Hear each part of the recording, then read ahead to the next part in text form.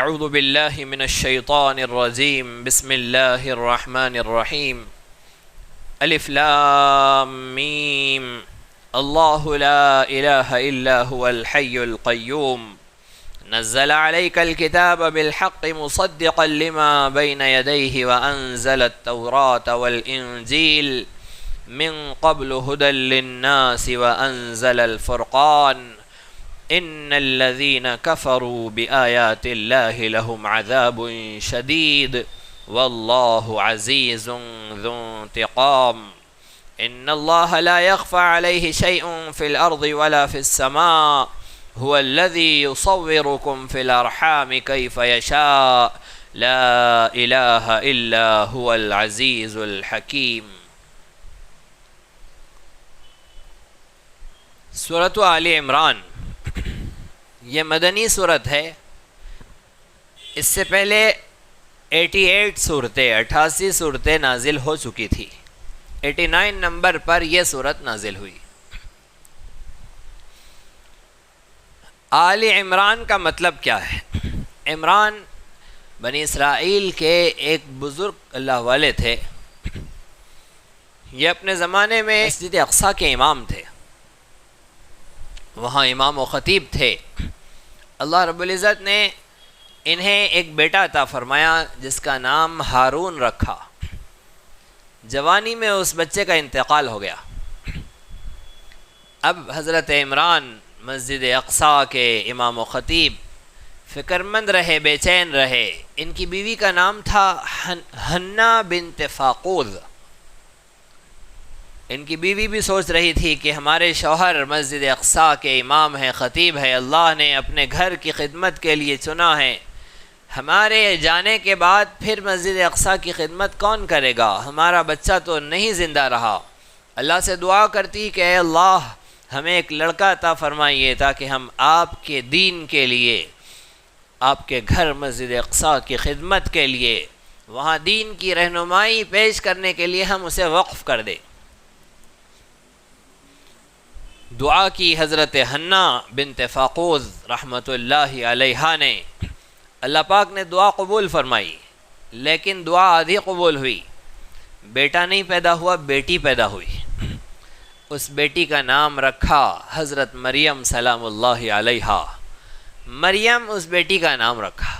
مریم کا معنی ہوتا ہے عابدہ، عبادت کرنے والی. اب پریشان تھے کہ ہم نے تو دعا کی تھی کہ بیٹا ہو جو بیت اللہ کی یعنی اللہ کے گھر مسجد اقصی کی بیت المقدس کی خدمت کا کام کرے، وہاں نماز پڑھائے. بیٹی کیا کرے گی؟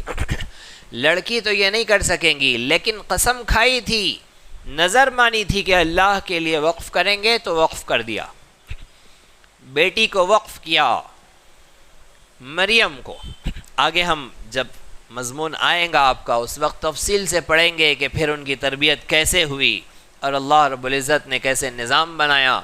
اور پھر ان کی شادی نہیں ہوئی، لیکن بغیر شوہر کے، بغیر نکاح کے، بغیر مرد و عورت کے ملاقات کے اللہ رب العزت نے بیٹا عطا کر دیا. حضرت عیسیٰ علیہ السلام مرد و عورت کی ملاقات کے بغیر لڑکا پیدا ہو گیا. بہت گھبرائی، بہت پریشان ہوئی کہ یہ کیسے ہو سکتا ہے. اللہ نے کہا اللہ کے لیے کوئی مشکل نہیں ہے. جو اللہ مرد و عورت کو ملا کر اولاد پیدا کرے وہ بغیر مرد و عورت کے بھی اولاد پیدا کر سکتا ہے. حضرت عیسیٰ علیہ السلام دنیا میں تشریف لائے. جو بے چینی حضرت حنا کی تھی کہ ہماری نسل چلے اور اللہ کے دین کی خدمت ہو، وہ نسل نہیں چلی. مریم سے عیسیٰ پیدا ہوئے اور حضرت عیسیٰ کو بھی اللہ نے آسمانوں پر اٹھا لیا. 33 سال کی عمر ہوئی، نہ حضرت عیسیٰ کی شادی ہوئی، نہ حضرت عیسیٰ کی اولاد ہوئی. 33 سال کی عمر تھی، اللہ نے آسمانوں پر حضرت عیسیٰ علیہ السلام کو اٹھا لیا. اب نبی اکرم صلی اللہ علیہ وسلم کی احادیث سماعت فرمائے. اللہ کے نبی نے فرمایا کہ حضرت عیسیٰ علیہ السلام واپس دنیا میں تشریف لائیں گے، پھر اللہ پاک ان کی شادی کروائیں گے. قبیلہ ازد میں ان کی شادی ہوگی. 2 بیٹے پیدا ہوں گے. ایک بیٹے کا نام موسیٰ رکھیں گے، ایک بیٹے کا نام محمد رکھیں گے. حضرت شعیب علیہ السلام کا قبیلہ ہوگا. حضرت شعیب علیہ السلام کی نسل جو چل رہی ہے آگے آگے آگے آگے، اس کی شاخ قبیلہ ازد ہوں گی. جیسے موسیٰ علیہ السلام کا نکاح بھی حضرت شعیب کی بیٹی سے ہوا، عیسیٰ علیہ السلام کا نکاح بھی حضرت شعیب علیہ السلام کی نسل چلنے والی قبیلہ ازد کی بیٹی سے ہوں گا. 2 بیٹے پیدا ہوں گے. اس کے آگے کیا ہوں گا وہ ساری تفصیلات ہے. لہذا آل عمران کا مطلب یہ ہوا کہ عمران کے گھر والے، جناب عمران رحمۃ اللہ علیہ، ان کے گھر والوں کا واقعہ اس سورہ مبارکہ میں بیان کیا گیا ہے. اس لیے اس سورت کا نام سورۃ آل عمران رکھا گیا. ہم آپ اس سورت میں خصوصیت کے ساتھ حضرت کے گھر والوں کا تذکرہ سنیں گے. حضرت عیسیٰ علیہ السلام کا تذکرہ خصوصیت کے ساتھ، قوم عیسیٰ کا تذکرہ، قوم موسیٰ کا تذکرہ خصوصیت کے ساتھ، اور بدر کا تذکرہ سرسری اور احد کا تذکرہ کچھ تفصیل کے ساتھ. اس سورہ مبارکہ کے یہ کل مضامین ہوں گے، ہمارے لیے جو انتہائی روشن باب ہوں گے، ہمارے لیے ہدایت کا سامان ہوں گے. لہذا ہم اپنی نیت سے، اپنے سدھار کی، اپنی اصلاح کی نیت سے اس سورہ مبارکہ کی سماعت کریں. یہ سورت مدنی ہے، مدنیہ. ترتیب کے اعتبار سے یہ 3 نمبر پر ہے، نازل ہونے کے اعتبار سے یہ 89 نمبر پر ہے. اس سورت میں 20 رکوع ہے اور 200 آیتیں ہیں. تو بڑی بڑی صورتوں میں سے یہ بھی ایک صورت ہے. قرآن کریم کی سب سے بڑی صورت سورۃ البقرہ، اور بڑی بڑی صورتوں میں سے یہ بھی ایک صورت. بسم اللہ الرحمن الرحیم. شروع اللہ کے نام سے جو بے حد مہربان نہایت رحم کرنے والا ہے. اس کی تفسیر گزر چکی ہے. الف لام میم. الف لام میم یہ حروف مقطعات ہے. سورہ بقرہ میں اس کی بھی تفسیر گزر گئی، لیکن جو لوگ نہیں تھے مختصر سن لے. الف لام میم یہ حروف مقطعات، انہیں الگ الگ کر کے پڑھا جاتا ہے. اس کا مطلب کیا ہوتا ہے؟ جیسے ہر زبان میں کسی بھی لفظ کا ایک حرف نکال کر اسے اشارے کے طور پر استعمال کیا جاتا ہے. جیسے چیف منسٹر کے لیے چیف کا سی نکال لیا جاتا ہے اور منسٹر کا ایم نکال لیا جاتا ہے. سی ایم پر سب سمجھ جاتے ہیں کہ یہ چیف منسٹر کی بات ہو رہی ہے. پرائم منسٹر کا پرائم کا پی نکال لیتے ہیں، منسٹر کا ایم نکال لیتے ہیں تو پی ایم. ڈپٹی کمشنر کا ڈپٹی سے ڈی نکال لیتے ہیں اور کمشنر سے سی نکال لیتے ہیں تو ڈی سی. اس طرح سے ایک طریقہ ہوتا ہے کسی بھی نام کا ایک حرف نکال لینا، وہ اس کا اشارہ ہوتا ہے. یہ ہر زبان میں رائج ہے، طریقہ ہے. حروف مقطعات کے بارے میں مفسرین نے بیان فرمایا کہ یہ بھی اسی طرح سے ایک کلمے میں سے، ایک لفظ میں سے، ایک نام میں سے ایک حرف نکال لیا گیا. جیسا الف ہے تو الف کا مطلب کیا ہوتا ہے؟ الف سے اللہ، لام سے جبرائیل کا لام نکال لیا جو سب سے آخر میں ہے، جبرائیل، اور میم سے محمد. تو الف لام میم کا مطلب کیا ہوا؟ کہ اللہ نے اس کلام پاک کو جبرائیل علیہ السلام کے ذریعے محمد صلی اللہ علیہ وسلم پر نازل فرمایا. یہ الف لام میم. بعض مفسرین نے کہا کہ الف کا مطلب ہوتا ہے آلاء اللہ، فبأي آلاء ربكما تكذبان. آلاء کا مطلب ہوتا ہے نعمتیں، تو تم اپنے رب کی کون کون سی نعمت کو جھٹلاؤ گے. الف سے آلاء اللہ، لام سے لطف اللہ، اور میم سے ملک اللہ. یعنی نعمتیں بھی سب اللہ کی ہے، لطف مہربانی بھی اللہ ہی کا ہے، اور بادشاہت بھی ہر جگہ اللہ ہی کی ہے. تو الف لام میم کا یہ مطلب ہوا. اس طرح سے مفسرین نے اس کے معانی، اس کے مطالب کو حاصل کرنے کی، معلوم کرنے کی کوششیں کی. حقیقی اس کا مطلب کیا ہے وہ اللہ جانتے ہیں، ایک روایت. دوسری روایت اللہ اور اس کے رسول جانتے ہیں. اللہ اور ان کے رسول صلی اللہ علیہ وسلم کے درمیان ایک راز ہے. اس کے معنی تک پہنچنے کی مفسرین نے کوشش کی، ٹھیک ہے، لیکن حقیقی معنی کوئی متعین نہیں کر سکتا، وہ اللہ اس کے رسول کے درمیان راز ہے. اللہ لا الہ الا هو الحی القیوم. اللہ اللہ یہ اللہ رب العزت کا اسم ذاتی ہے، اللہ کا پراپر ناؤن، اللہ کا اسم ذاتی. اس کے صفاتی نام بھی ہے بہت سارے، 99 اور اس سے بھی زیادہ. اور اللہ رب العزت نے آسمانی کتابوں میں جو اپنے نام بتلائے ہیں 4000 سے زیادہ اللہ رب العزت کے نام اس میں صفاتی آئے ہیں، جو تورات، زبور، انجیل، حضرت ابراہیم و موسیٰ علیہ السلام کے صحیفوں میں، قرآن مجید میں جو اللہ کے صفاتی نام آئے ہیں وہ 4000 سے بھی زیادہ۔ ویسے اللہ کی صفات کون کون سی ہے ہم آپ نہیں پہنچ سکتے، اللہ کی کیسی کیسی صفات ہے۔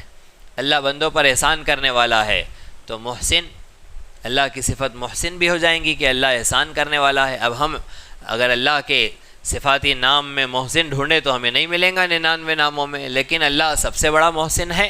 تو جتنی خوبیاں، جتنے کمالات، جتنی صفات دنیا میں ہیں، سب سے زیادہ اللہ کو سجتی ہے، اللہ۔ تو اللہ اس کا ذاتی نام ہے۔ لا الہ الا ہو، نہیں ہے کوئی معبود سوائے اسی کے۔ الہ کا مطلب کیا ہوتا ہے؟ الہ کا مطلب ہوتا ہے عبادت کے لائق، الہ کا مطلب ہوتا ہے کارساز، کام بنانے والا، نگہبان۔ الہ کا معنی ہوتا ہے حاکم، اور الہ کا مطلب ہوتا ہے مقنن، مقنن یعنی قانون بنانے والا۔ تو اللہ کے علاوہ کوئی کام بنانے والا نہیں، اللہ کے علاوہ کوئی عبادت کے لائق نہیں، اللہ کے علاوہ کوئی نگہبان نہیں، اللہ کے علاوہ کوئی فیصلہ دینے والا نہیں، اللہ کے علاوہ کوئی قانون بنانے والا نہیں۔ کسی کی حیثیت ہی نہیں ہے کہ وہ حکم چلا سکے، اللہ کے علاوہ کسی کی حیثیت ہی نہیں کہ وہ قانون بنا سکے۔ تو یہ سارے اختیارات کس کے ہیں؟ اللہ کے۔ جیسے سجدہ اللہ کے علاوہ کسی کے لیے نہیں، ویسا حکم بھی اللہ کے علاوہ کسی اور کا نہیں، ویسے بھی قانون بھی اللہ کے علاوہ کسی اور کا نہیں۔ یہ ہے لا الہ الا ہو، یہ سب اس کے معنی ہوئے۔ ہم صرف معبود تک پہنچتے ہیں، عبادت، اور عبادت کسے کہہ دیتے ہیں؟ نماز۔ مطلب یہ کہ نماز اللہ کے علاوہ کسی اور کے لیے نہیں، باقی ساری دنیا یہ سب کی چلیں گی۔ ایسے نہیں، اللہ کے علاوہ کوئی شے کسی کی نہیں۔ لا الہ الا ہو، سب کچھ کرتا دھرتا وہ۔ بندے کا سب سے بڑا رشتہ اللہ سے، ابا سے بعد میں، اماں سے بعد میں، بیگم سے بعد میں، بچوں سے بعد میں، پہلے اللہ سے۔ لا الہ الا ہو، اللہ کے علاوہ کوئی اور الہ ہو ہی نہیں سکتا۔ الحی القیوم، وہ حی ہے، حی ہمیشہ زندہ، ہمیشہ سے ہے، ہمیشہ رہیں گا۔ اس سے پہلے بھی کچھ نہیں تھا، اس کے بعد بھی کچھ نہیں، وہ ہمیشہ سے ہمیشہ رہیں گا۔ الحی القیوم، ہمیشہ قائم رہنے والا، اور ایک معنی ہر چیز کو قائم رکھنے والا۔ کائنات میں جو شے قائم ہیں سب اسی سے قائم ہیں۔ قرآن میں اللہ نے فرمایا قیم السماوات والارض، اللہ کون ہے؟ انت قیم السماوات والارض، اللہ رب العزت آسمان و زمین کو تھامنے والا۔ حدیث پاک میں ہے اللہ آسمان و زمین کا تھامنے والا۔ کیسا تھاما ہے؟ اتنا بڑا آسمان، نہ اوپر سے کسی چیز نے اسے پکڑا ہوا ہے، نہ نیچے سے کوئی چیز روکے ہوئے ہے، بغیر کسی کالم کے، بغیر کسی پلر کے، بغیر کسی ستون کے اللہ نے اتنے بڑے آسمان کو روکے ہوئے ہیں۔ تو یہ کیسے ہے؟ اللہ تھامنے والا ہے، اللہ کے علاوہ اور کوئی نہیں۔ اسے کہتے ہیں القیوم۔ زمین اپنی جگہ پر ہے، گھومتی پھر رہی ہے، ایسے بھی گھومتی ہے، ایسے بھی گھومتی ہے، اور اپنی جگہ بھی گھومتی ہے، لیکن اس کا توازن، اس کا بیلنس کیسے باقی ہے؟ ہم کبھی ایسے ہو رہے ہیں، کبھی ایسے ہو رہے ہیں، کبھی ایسے ہے، لیکن ایسے ہمیں محسوس نہیں ہوتا ہے کہ ہم کدھر جا رہے ہیں، ہم اپنی جگہ پر ہے۔ کس نے تھاما ہے؟ وہ اس زمین کا تھامنے والا وہ اللہ ہے۔ اللہ رب العزت اسے تھامے ہوئے ہے، اسے کہتے ہیں القیوم۔ لہٰذا جس اللہ کی تم نے یہ صفات سنی، نزل، اسی اللہ نے نازل کیا ہے، علیکا، آپ پر، الکتابہ، کتاب اللہ کو، بالحق، حق کے ساتھ۔ یہ قرآن کریم اس ذات باری تعالی نے، اس کامل القدرت، اس علی کل شیء قدیر ذات نے اس قرآن کو نازل کیا ہے آپ پر حق کے ساتھ۔ مصدقاً، یہ کتاب تصدیق کرتی ہے، لما، اس چیز کی، بین یدیہ، جو اس قرآن سے پہلے آئی تھی، یعنی ان ساری کتابوں کی تصدیق کرتی ہے جو اس کتاب اللہ سے پہلے آئی ہے۔ اگر کتاب قرآن کریم کے بعد بھی آنی ہوتی، قرآن کریم کے بعد بھی کوئی کتاب نازل ہونی ہوتی، تو اللہ کیا فرماتے ہیں یہاں کے؟ مصدقا لما بین یدیہ، جو اس سے پہلے نازل ہوئی، ومن بعدہ، اور جو اس کے بعد نازل ہوگی۔ اللہ یہ بھی کہتے، لیکن ایسا کچھ لکھا ہوا نہیں ہے۔ پتہ چلا کہ قرآن کے بعد کوئی کتاب نہیں نازل ہونی ہے، یا آخری کتاب ہے۔ تو اللہ نے قرآن کو کیسا بنایا کہ یہ اس سے پہلے کی ساری کتابوں کی تصدیق کرتی ہے، مصدقا لما بین یدیہ وانزل التوراۃ، اسی اللہ نے تورات بھی نازل کی، والانجیل، اور انجیل بھی نازل کی۔ تورات یہ عظیم الشان کتاب، قرآن کریم کے بعد سب سے بڑا مرتبہ مقام تورات کا۔ انبیاء علیہم السلام کی ایک بڑی تعداد نے، 4000 نبیوں نے، حضرت یعقوب علیہ السلام کے کچھ عرصے کے بعد حضرت موسیٰ علیہ السلام تشریف لائے اور موسیٰ علیہ السلام پر یہ کتاب نازل ہوئی۔ اس کے بعد جتنے نبی حضرت عیسیٰ علیہ السلام تک آئے ہیں، سب نے اسی کتاب کی تعلیم دی ہے، سب نے اسی کتاب پر عمل کیا، سب نے اسی کتاب کی تبلیغ کی، وہ تورات ہے۔ اور انجیل بھی نہایت عظیم الشان کتاب جو حضرت عیسیٰ علیہ السلام پر نازل کی گئی۔ لیکن سمجھیے قرآن تصدیق کرتا ہے ان سب کتابوں کی، کون سی جو حقیقی کتاب تھی اس کی تصدیق کرتا ہے۔ یہ نہ سمجھے کہ آج جو تورات موجود ہے اس کی تصدیق، آج جو انجیل ہے اس کی تصدیق نہیں۔ جو اللہ نے تورات حضرت موسیٰ پر اتاری تھی، قرآن اس کی تصدیق کرتا ہے۔ جو انجیل حضرت عیسیٰ پر اتاری تھی، قرآن اس کی تصدیق کرتا ہے۔ آج جو تورات و انجیل ہے یہ تو سب بدل دیے گئے ہیں، سب تحریف ہو گئے ہیں۔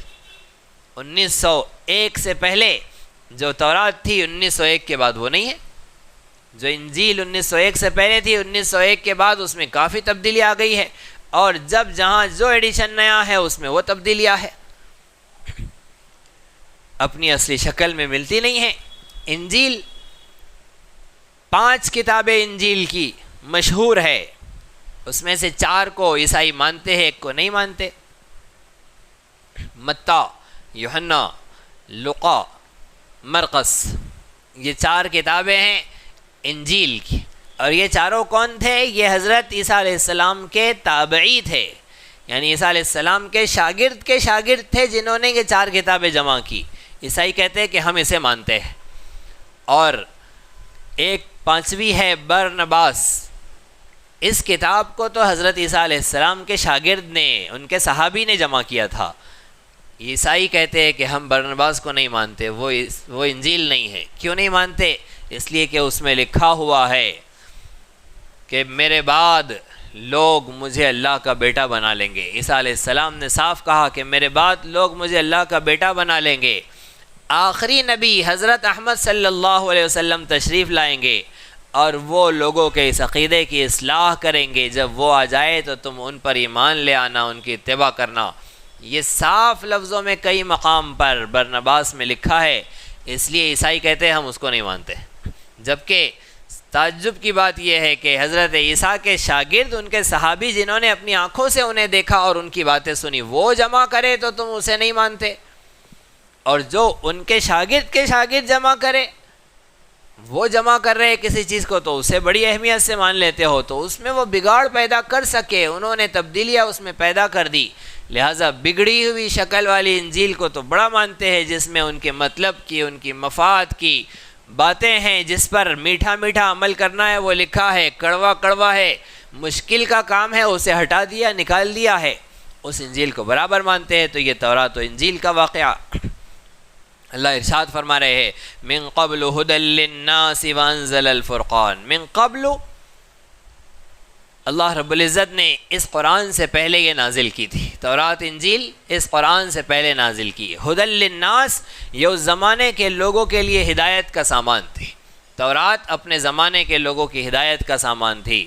جتنے لوگ اس زمانے میں آئے تھے ان سب کو اگر اللہ کی مرضی چاہیے تھی، جنت چاہیے تھی، تو تورات پڑھنا ضروری تھا۔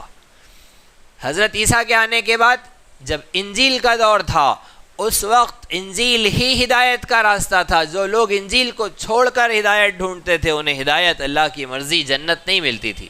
ھدی للناس، یہ اس زمانے کے لوگوں کی ہدایت کا سامان تھی۔ وانزل الفرقان، اب اللہ نے فرقان نازل کر دیا۔ فرقان کیا ہے؟ فرقان قرآن کریم کا نام ہے۔ قرآن کا نام فرقان بھی ہے، قرآن کا نام ذکر بھی ہے۔ اللہ نے فرقان نازل کیا۔ اب ساری انسانیت کی ہدایت کے لیے قرآن کریم ضروری ہے۔ اگر ہم حضرت محمد صلی اللہ علیہ وسلم سے دنیا میں تشریف لانے سے پہلے آتے تو ہمارے لیے انجیل کے بغیر ہدایت کا کوئی سامان نہیں تھا۔ اگر ہم عیسیٰ علیہ السلام سے پہلے آتے تو تورات کے بغیر ہمارے لیے ہدایت کا، تورات کے بغیر کوئی سامان نہیں تھا۔ اب زمانہ اپ ٹو ڈیٹ زمانہ، لاسٹ اور فائنل قیامت سے پہلے کا دور، یہ حضرت محمد مصطفیٰ صلی اللہ علیہ وسلم کا زمانہ ہے۔ اب قرآن نجات کے لیے کافی ہے اور قرآن کے بغیر کسی کی نجات نہیں ہے۔ وانزل الفرقان، اللہ نے فرقان نازل کیا۔ فرقان کے کیا معنی ہے؟ فرق کرنے والی، حق اور باطل کے درمیان، سچ اور جھوٹ کے درمیان، حق اور ناحق کے درمیان فرق کرنے والی کتاب، اسے کہتے ہیں فرقان۔ اللہ نے فرقان نازل کیا۔ آگے فرما رہے ان الذین کفروا بآیات اللہ۔ ایک واقعہ سن لیجئے اس آیت کو سمجھنے سے پہلے کہ یہ آیت کن لوگوں کے بارے میں نازل ہوئی ہے۔ رسول اکرم صلی اللہ علیہ وسلم مدینہ منورہ میں ہیں۔ مدینہ منورہ میں رسول اکرم صلی اللہ علیہ وسلم کے پاس عیسائیوں کی ایک جماعت آئی۔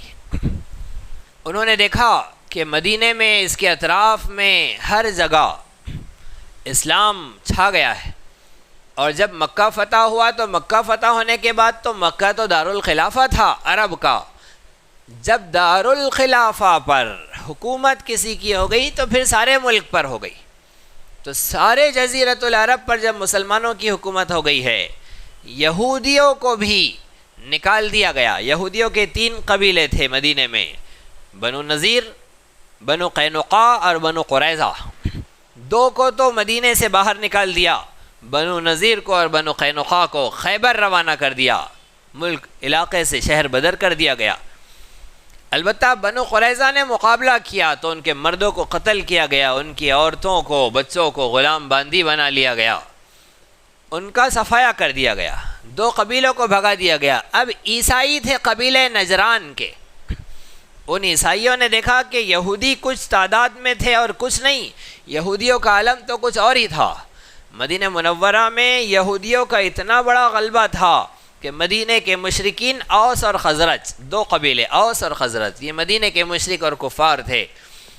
اس قبیلے والوں کو، اوس اور خزرج والوں کو اپنے بچوں کی اگر شادیاں کرنی ہوتی تو یہودیوں کی اجازت کے بغیر نہیں کر سکتے تھے۔ مدینے میں یہودیوں کا اتنا ہولڈ، اتنا پاور، کہیں دور سفر پر جانا ہے تو اگر یہودی اجازت دے تو اجازت ملتی تھی، ورنہ نہیں جا سکتا تھا۔ جس گھرانے میں شادی سے یہودی نے منع کر دیا وہاں اپنے بچوں کی شادی نہیں کر سکتے تھے۔ ایسا یہودیوں کا غلبہ، ایسا قبضہ۔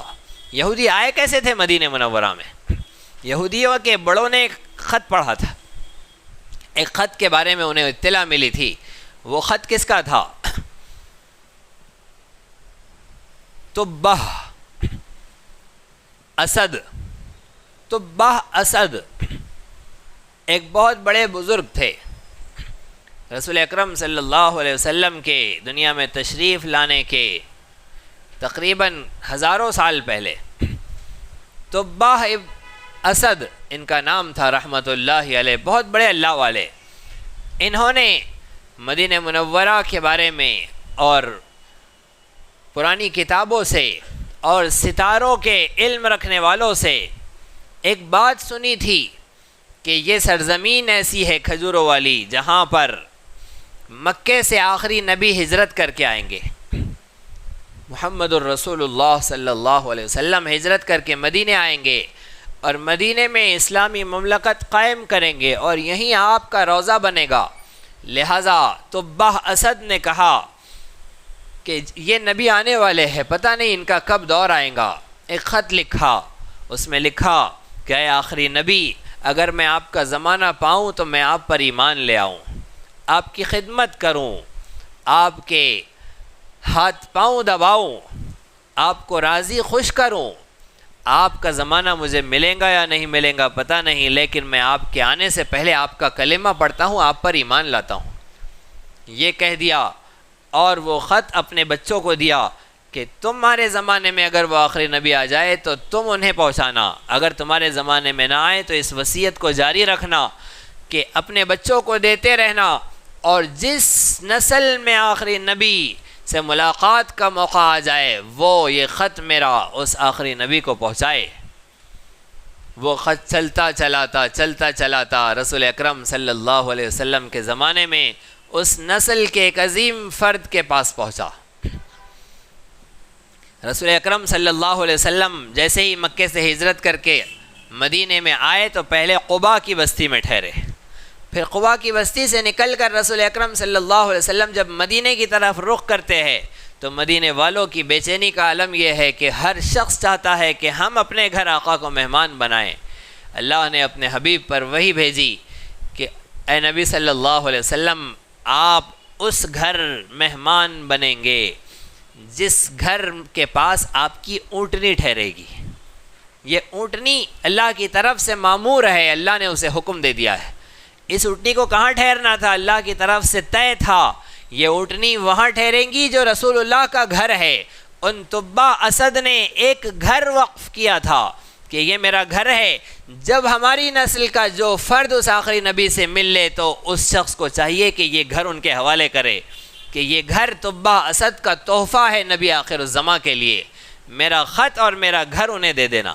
تو اللہ اپنے حبیب کی اونٹنی کو وہاں پہنچانے والے ہیں جہاں پر ان تبا اسد کا گھر تھا، اور جہاں وہ خط ملنا تھا، اور جہاں رسول اکرم صلی اللہ علیہ وسلم کے آنے سے پہلے آپ کے لیے ایک گھر تعمیر کر دیا گیا تھا۔ وہ اونٹنی پہنچی ہے حضرت ابو ایوب انصاری رضی اللہ عنہ کے گھر کے پاس۔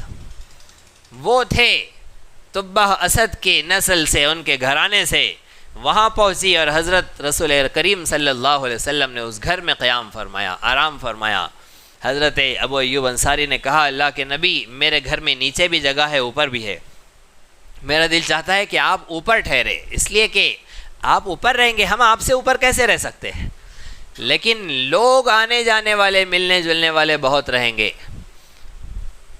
ان کو اوپر چڑھنے اترنے میں کافی تکلیف ہوں گی، ان کی سہولت کے لیے آپ نیچے رہ جائے، ہم اوپر چلے جاتے ہیں۔ نبی صلی اللہ علیہ وسلم نے فرمایا ٹھیک ہے۔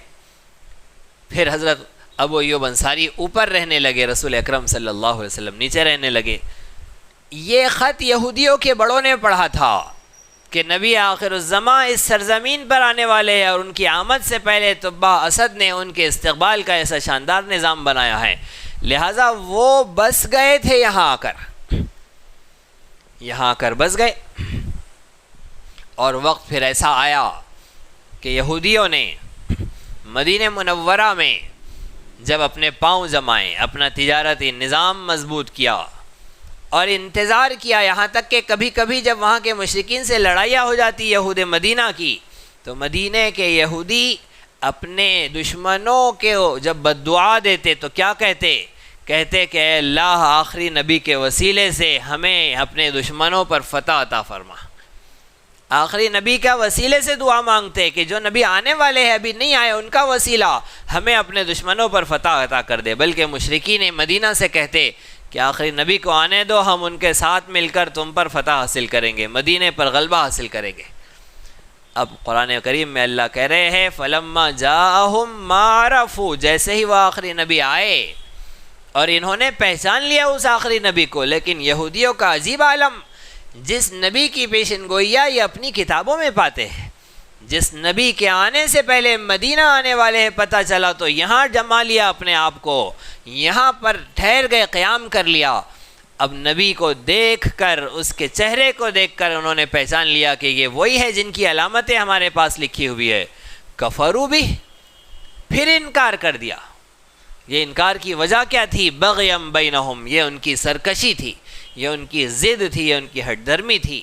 یہودی قوم بڑی ہوشیار چالاک قوم اور بڑی ضدی قوم، بڑی اڑیل قوم، اس سے بڑھ کر ضد کا کیا عالم ہو کہ انہوں نے اپنی ضد میں اپنی آخرت برباد کر لی، اپنی ہمیشہ کی کامیابی کو ٹھکرا دیا محض اپنی ضد میں کہ آخری نبی کو نہیں مانا۔ انہیں پتہ ہے کہ جنت کی کنجی محمد الرسول اللہ ہے، معلوم ہے ان کو، لیکن پھر محض اپنی ضد میں اس چابی کو کھو دیا، جنت کی کنجی اب نہیں ملنی ہے ان کو۔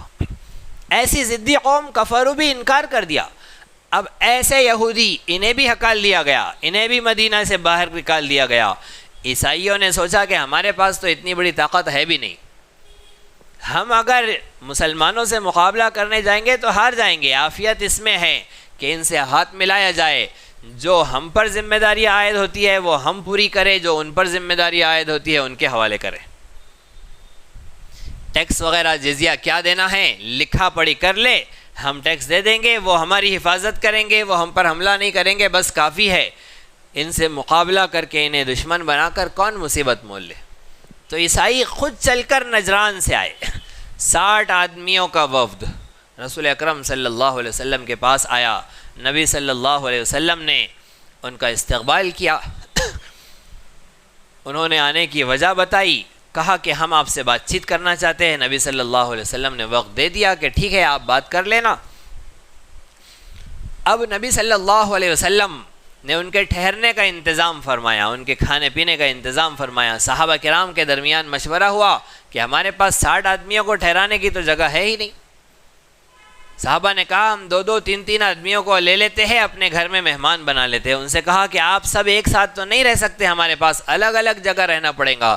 انہوں نے کہا کہ نہیں، ہم آئے ہیں ایک ساتھ، رہیں گے ایک ساتھ، جائیں گے ایک ساتھ۔ انہیں ڈر ہے یہ مسلمان بڑے بااخلاق لوگ ہیں، یہ جب اخلاق کی چھری چلائیں گے تو ذبح کر دیں گے، ہمارے بندوں کو مسلمان بنا دیں گے، لہٰذا ان کو اکیلے نہ چھوڑا جائے ان کے گھروں میں، ہم جہاں رہیں گے ایک ساتھ رہیں گے، کون کس سے بات کر رہا ہے ہم نظر رکھیں گے۔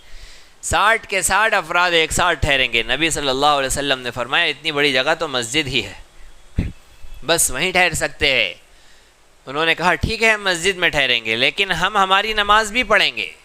آپ نے فرمایا ٹھیک ہے تم اپنی نماز پڑھو۔ تو انہوں نے اپنے قبلے کی طرف اپنی نماز اپنے طریقوں پر نمازیں پڑھی۔ نبی صلی اللہ علیہ وسلم سے جب ملاقات کا موقع آیا تو بہت ساری باتیں ہوئی۔ اللہ کے نبی نے ان سے پوچھا کہ تمہارا حضرت عیسیٰ علیہ السلام کے بارے میں کیا عقیدہ ہے؟ انہوں نے کہا کہ ہم انہیں اللہ کا بیٹا بھی مانتے ہیں، اللہ کا شریک بھی مانتے ہیں، کہ اللہ کے بیٹے ہیں، خدائی میں اللہ کے شریک ہیں۔ اللہ کے نبی نے فرمایا کہ اچھا بتاؤ، اللہ کو کسی نے پیدا کیا ہے یا اللہ کسی سے پیدا نہیں ہوا؟ بغیر ماں کے، بغیر باپ کے، اللہ پہلے سے ہی ہے، اللہ کو کسی نے پیدا نہیں کیا۔ عیسائیوں نے کہا کہ اللہ کو تو کسی نے پیدا نہیں کیا۔ پھر اللہ کے نبی نے پوچھا اچھا حضرت عیسیٰ علیہ السلام کو کس نے پیدا کیا؟ عیسیٰ علیہ السلام ماں سے آئے ہیں یا بغیر ماں کے آئے ہیں؟ عیسائیوں نے کہا کہ آپ تو حضرت مریم سے پیدا ہوئے ہیں۔ پھر اللہ کے نبی نے پوچھا کہ کیا اللہ تعالیٰ بھی مادر رحم میں ماں کے پیٹ میں رہے ہیں؟ انہوں نے کہا نہیں، اللہ ماں کے پیٹ میں نہیں رہے، اللہ تو پہلے سے ہے۔ پھر پوچھا کیا عیسیٰ علیہ السلام ماں کے پیٹ میں رہے ہیں یا بغیر ماں کے پیٹ میں رہے پہلے سے ہے؟ تو کہا کہ نہیں، وہ اپنی امی حضرت مریم کے پیٹ میں رہے۔ پھر اللہ کے نبی صلی اللہ علیہ وسلم نے پوچھا کہ کائنات کی ہر شے پر اللہ کا اختیار ہے، ہر شے اللہ کے علم میں، اس کی قدرت میں ہے، تم اسے مانتے ہو؟ کہا کہ ہاں، ہر شے اللہ کے علم میں ہے، اس کی قدرت میں ہے۔ پھر اللہ کے نبی نے پوچھا کیا عیسیٰ علیہ السلام کے بھی علم میں ہر شے ہے، حضرت عیسیٰ کی قدرت میں بھی ہر شے ہے؟ انہوں نے کہا نہیں، بس حضرت عیسیٰ کے پاس اتنا ہی علم ہے جتنا اللہ نے انہیں دیا ہے، جو اللہ نے نہیں دیا وہ علم حضرت عیسیٰ علیہ السلام کے پاس نہیں ہے۔ پھر اللہ کے نبی نے پوچھا کہ کیا اللہ کو فنا ہے، اللہ کو موت آئے گی یا اللہ ہمیشہ باقی رہیں گا؟ عیسائیوں نے کہا اللہ تو ہمیشہ باقی رہیں گا، اللہ کو کوئی فنا نہیں ہے۔ پھر پوچھا کہ کیا عیسیٰ علیہ السلام کو فنا ہوگی، موت آئیں گی؟ عیسائیوں نے کہا کہ ہاں، حضرت عیسیٰ علیہ السلام کو تو موت آئے گی، ان کے لیے فنا ہے۔ اللہ کے نبی نے پھر فرمایا کہ جب تم یہ ساری باتیں مانتے ہو تو یہ بات بتاؤ کہ باپ اور بیٹے میں مشابہت ہوتی ہے یا نہیں ہوتی ہے؟ باپ اور بیٹے میں تو مشابہت ہوتی ہے، وہ ایک دوسرے کی طرح ہوتے ہیں۔ تو اللہ کا بیٹا اگر تم حضرت عیسیٰ کو بنا رہے ہو تو ایسی کون سی چیز کی مشابہت ہے حضرت عیسیٰ میں اور اللہ میں؟ میں نے 4 باتیں پوچھی، چاروں باتوں میں اللہ اور حضرت عیسیٰ میں کوئی مشابہت نہیں ہے، تم نے انہیں کہاں سے بیٹا بنا لیا؟ وہ جواب نہیں دے سکے۔ لیکن خاموش کون بیٹھتا ہے دنیا میں؟ خاموش بیٹھنے کا تو کوئی سوال ہی نہیں ہے، کتنی ہی حق بات بتا دی جائے پھر کچھ نہ کچھ جواب میں آتا ہے، پھر کچھ نہ کچھ کہا جاتا ہے۔ وہ تو سچے مومنین ہوتے ہیں، وہ اللہ کے نبی کے پیارے صحابہ تھے جنہیں کہہ دیا گیا سمعنا و اطعنا، ہم نے سن لیا، ہم نے مان لیا۔ ان عیسائیوں کے جب منہ بند ہو گیا تو کیا کہا انہوں نے؟ اچھا پھر قرآن میں جو لکھا ہے کلمتہ القاہا الی مریم وروح منہ، کہ حضرت عیسیٰ اللہ کا کلمہ ہے جو اللہ نے حضرت مریم کے اندر ڈالا، اور وروح من، اور وہ اللہ کی روح ہے، اس کا کیا مطلب ہے؟ رسول اکرم صلی اللہ علیہ وسلم نے فرمایا کہ اللہ نے جبرائیل کے ذریعے اگر حضرت مریم کے رحم میں روح ڈالی تو اس سے حضرت مریم کا اللہ سے نکاح کہاں سے ثابت ہو گیا؟ کیا تم یہ مانتے ہو کہ حضرت عیسیٰ علیہ السلام حضرت مریم کے بیٹے ہیں؟ تو کہا ہاں مانتے ہیں۔ اور یہ بھی مانتے ہو کہ حضرت عیسیٰ اللہ کے بیٹے ہیں؟ تو کہا ہاں یہ بھی مانتے ہیں۔ تو اچھا اب یہ بھی مانتے ہوں گے کہ اللہ حضرت عیسیٰ اللہ کی بیوی ہے حضرت مریم سلام اللہ علیہ اللہ کی بیوی ہے؟ تو انہوں نے کہا یہ نہیں مانتے۔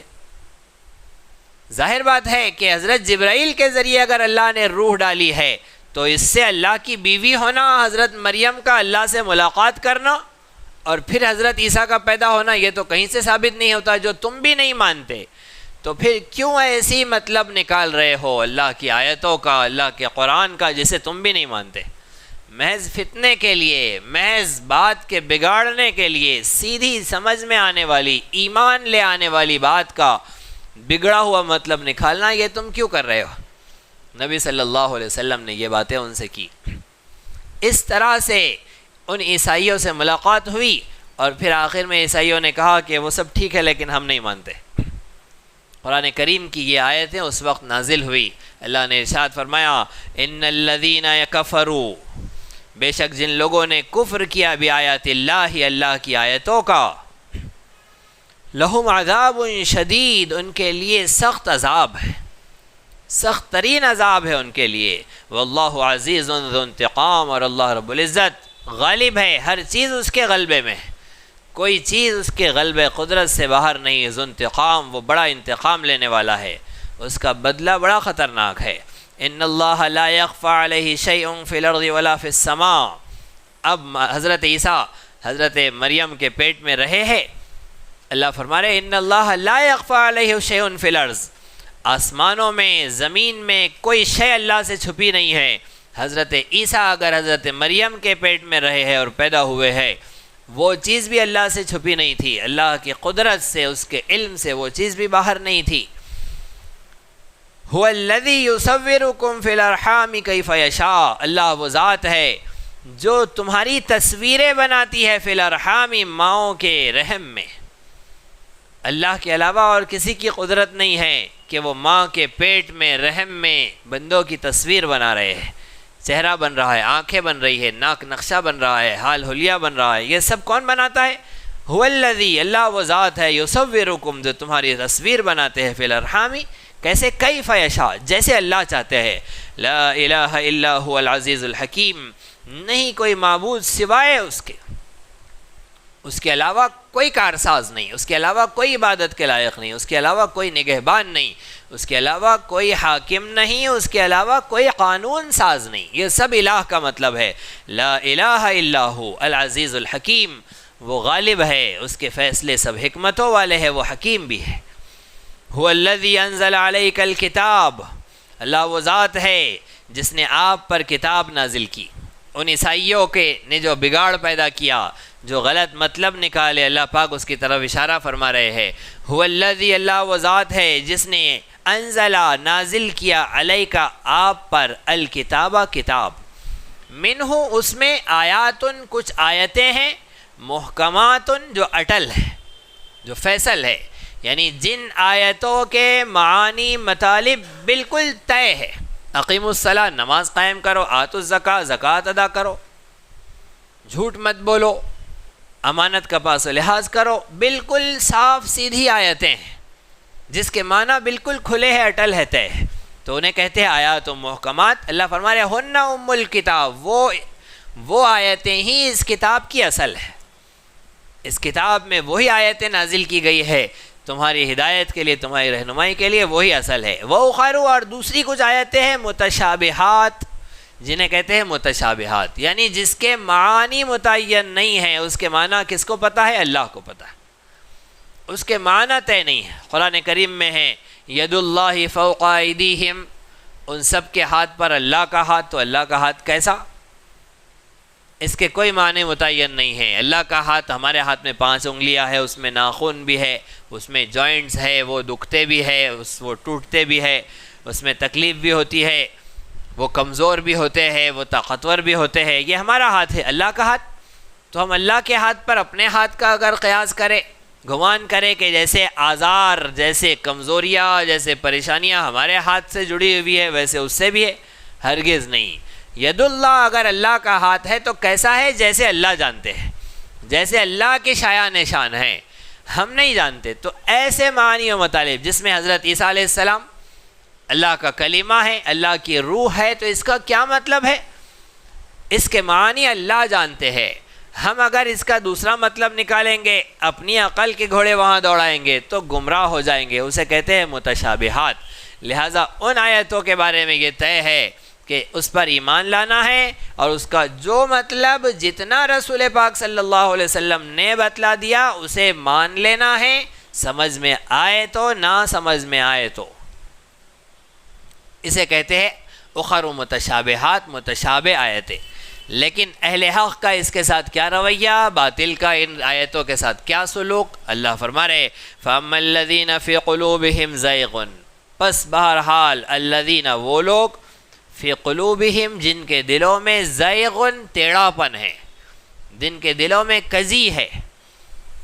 لوگ ہوتے ہیں نا، ہر بات میں کچھ ٹیڑھا نکالتے ہیں، کچھ غلط مطلب نکالتے ہیں، کچھ بہت ٹیڑھی کھیر ہے، یہ کہیں سے کچھ نکالتا ہے، جو بات سیدھی چل رہی ہے اس کا مطلب نہیں، کچھ دوسرا ہی نکالتا ہے۔ تو اللہ فرما رہے جن کے دلوں میں ٹیڑھا پن ہے، کجی ہے، زیغ ہے، فَيَتَّبِعُونَ، پس وہ اتباع کرتے ہیں، پس وہ پیچھا کرتے ہیں، ما، ان آیتوں کا، تشابہ، جو متشابہ ہے، جن کے معنی اللہ کی طرف ہے، اللہ نے جو کہہ دیا، حقیقت حال اللہ کو معلوم ہے۔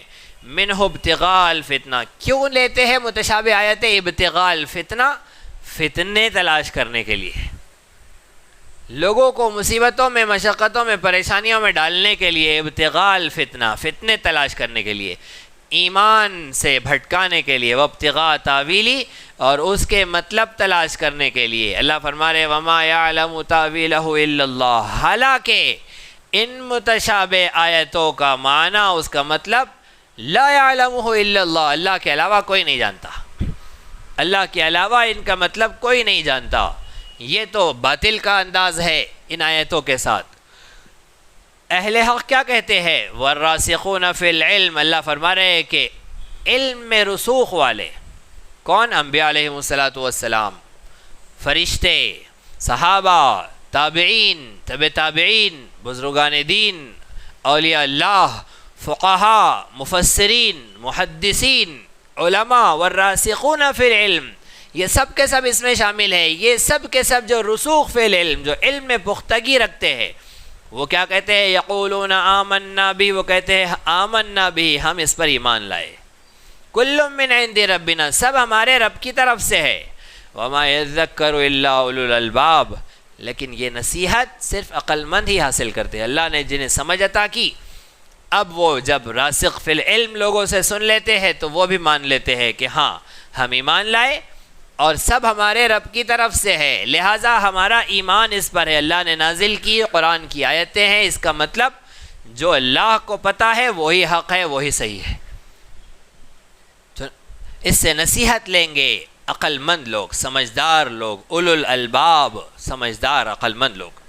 اور وہ کیا دعا کرتے ہیں؟ ربنا، اے ہمارے رب، لا تزغ قلوبنا، ہمارے دلوں کو ٹیڑھا مت فرما، ہمارے دلوں میں کجی اور ٹیڑھا پن نہ پیدا فرما، بعد اذ ہدیتنا، ہمیں ہدایت دے دینے کے بعد، آپ نے ہمیں ہدایت دے دی، راستہ صحیح دکھا دیا، اب گمراہی پر مت لے جا ہمیں۔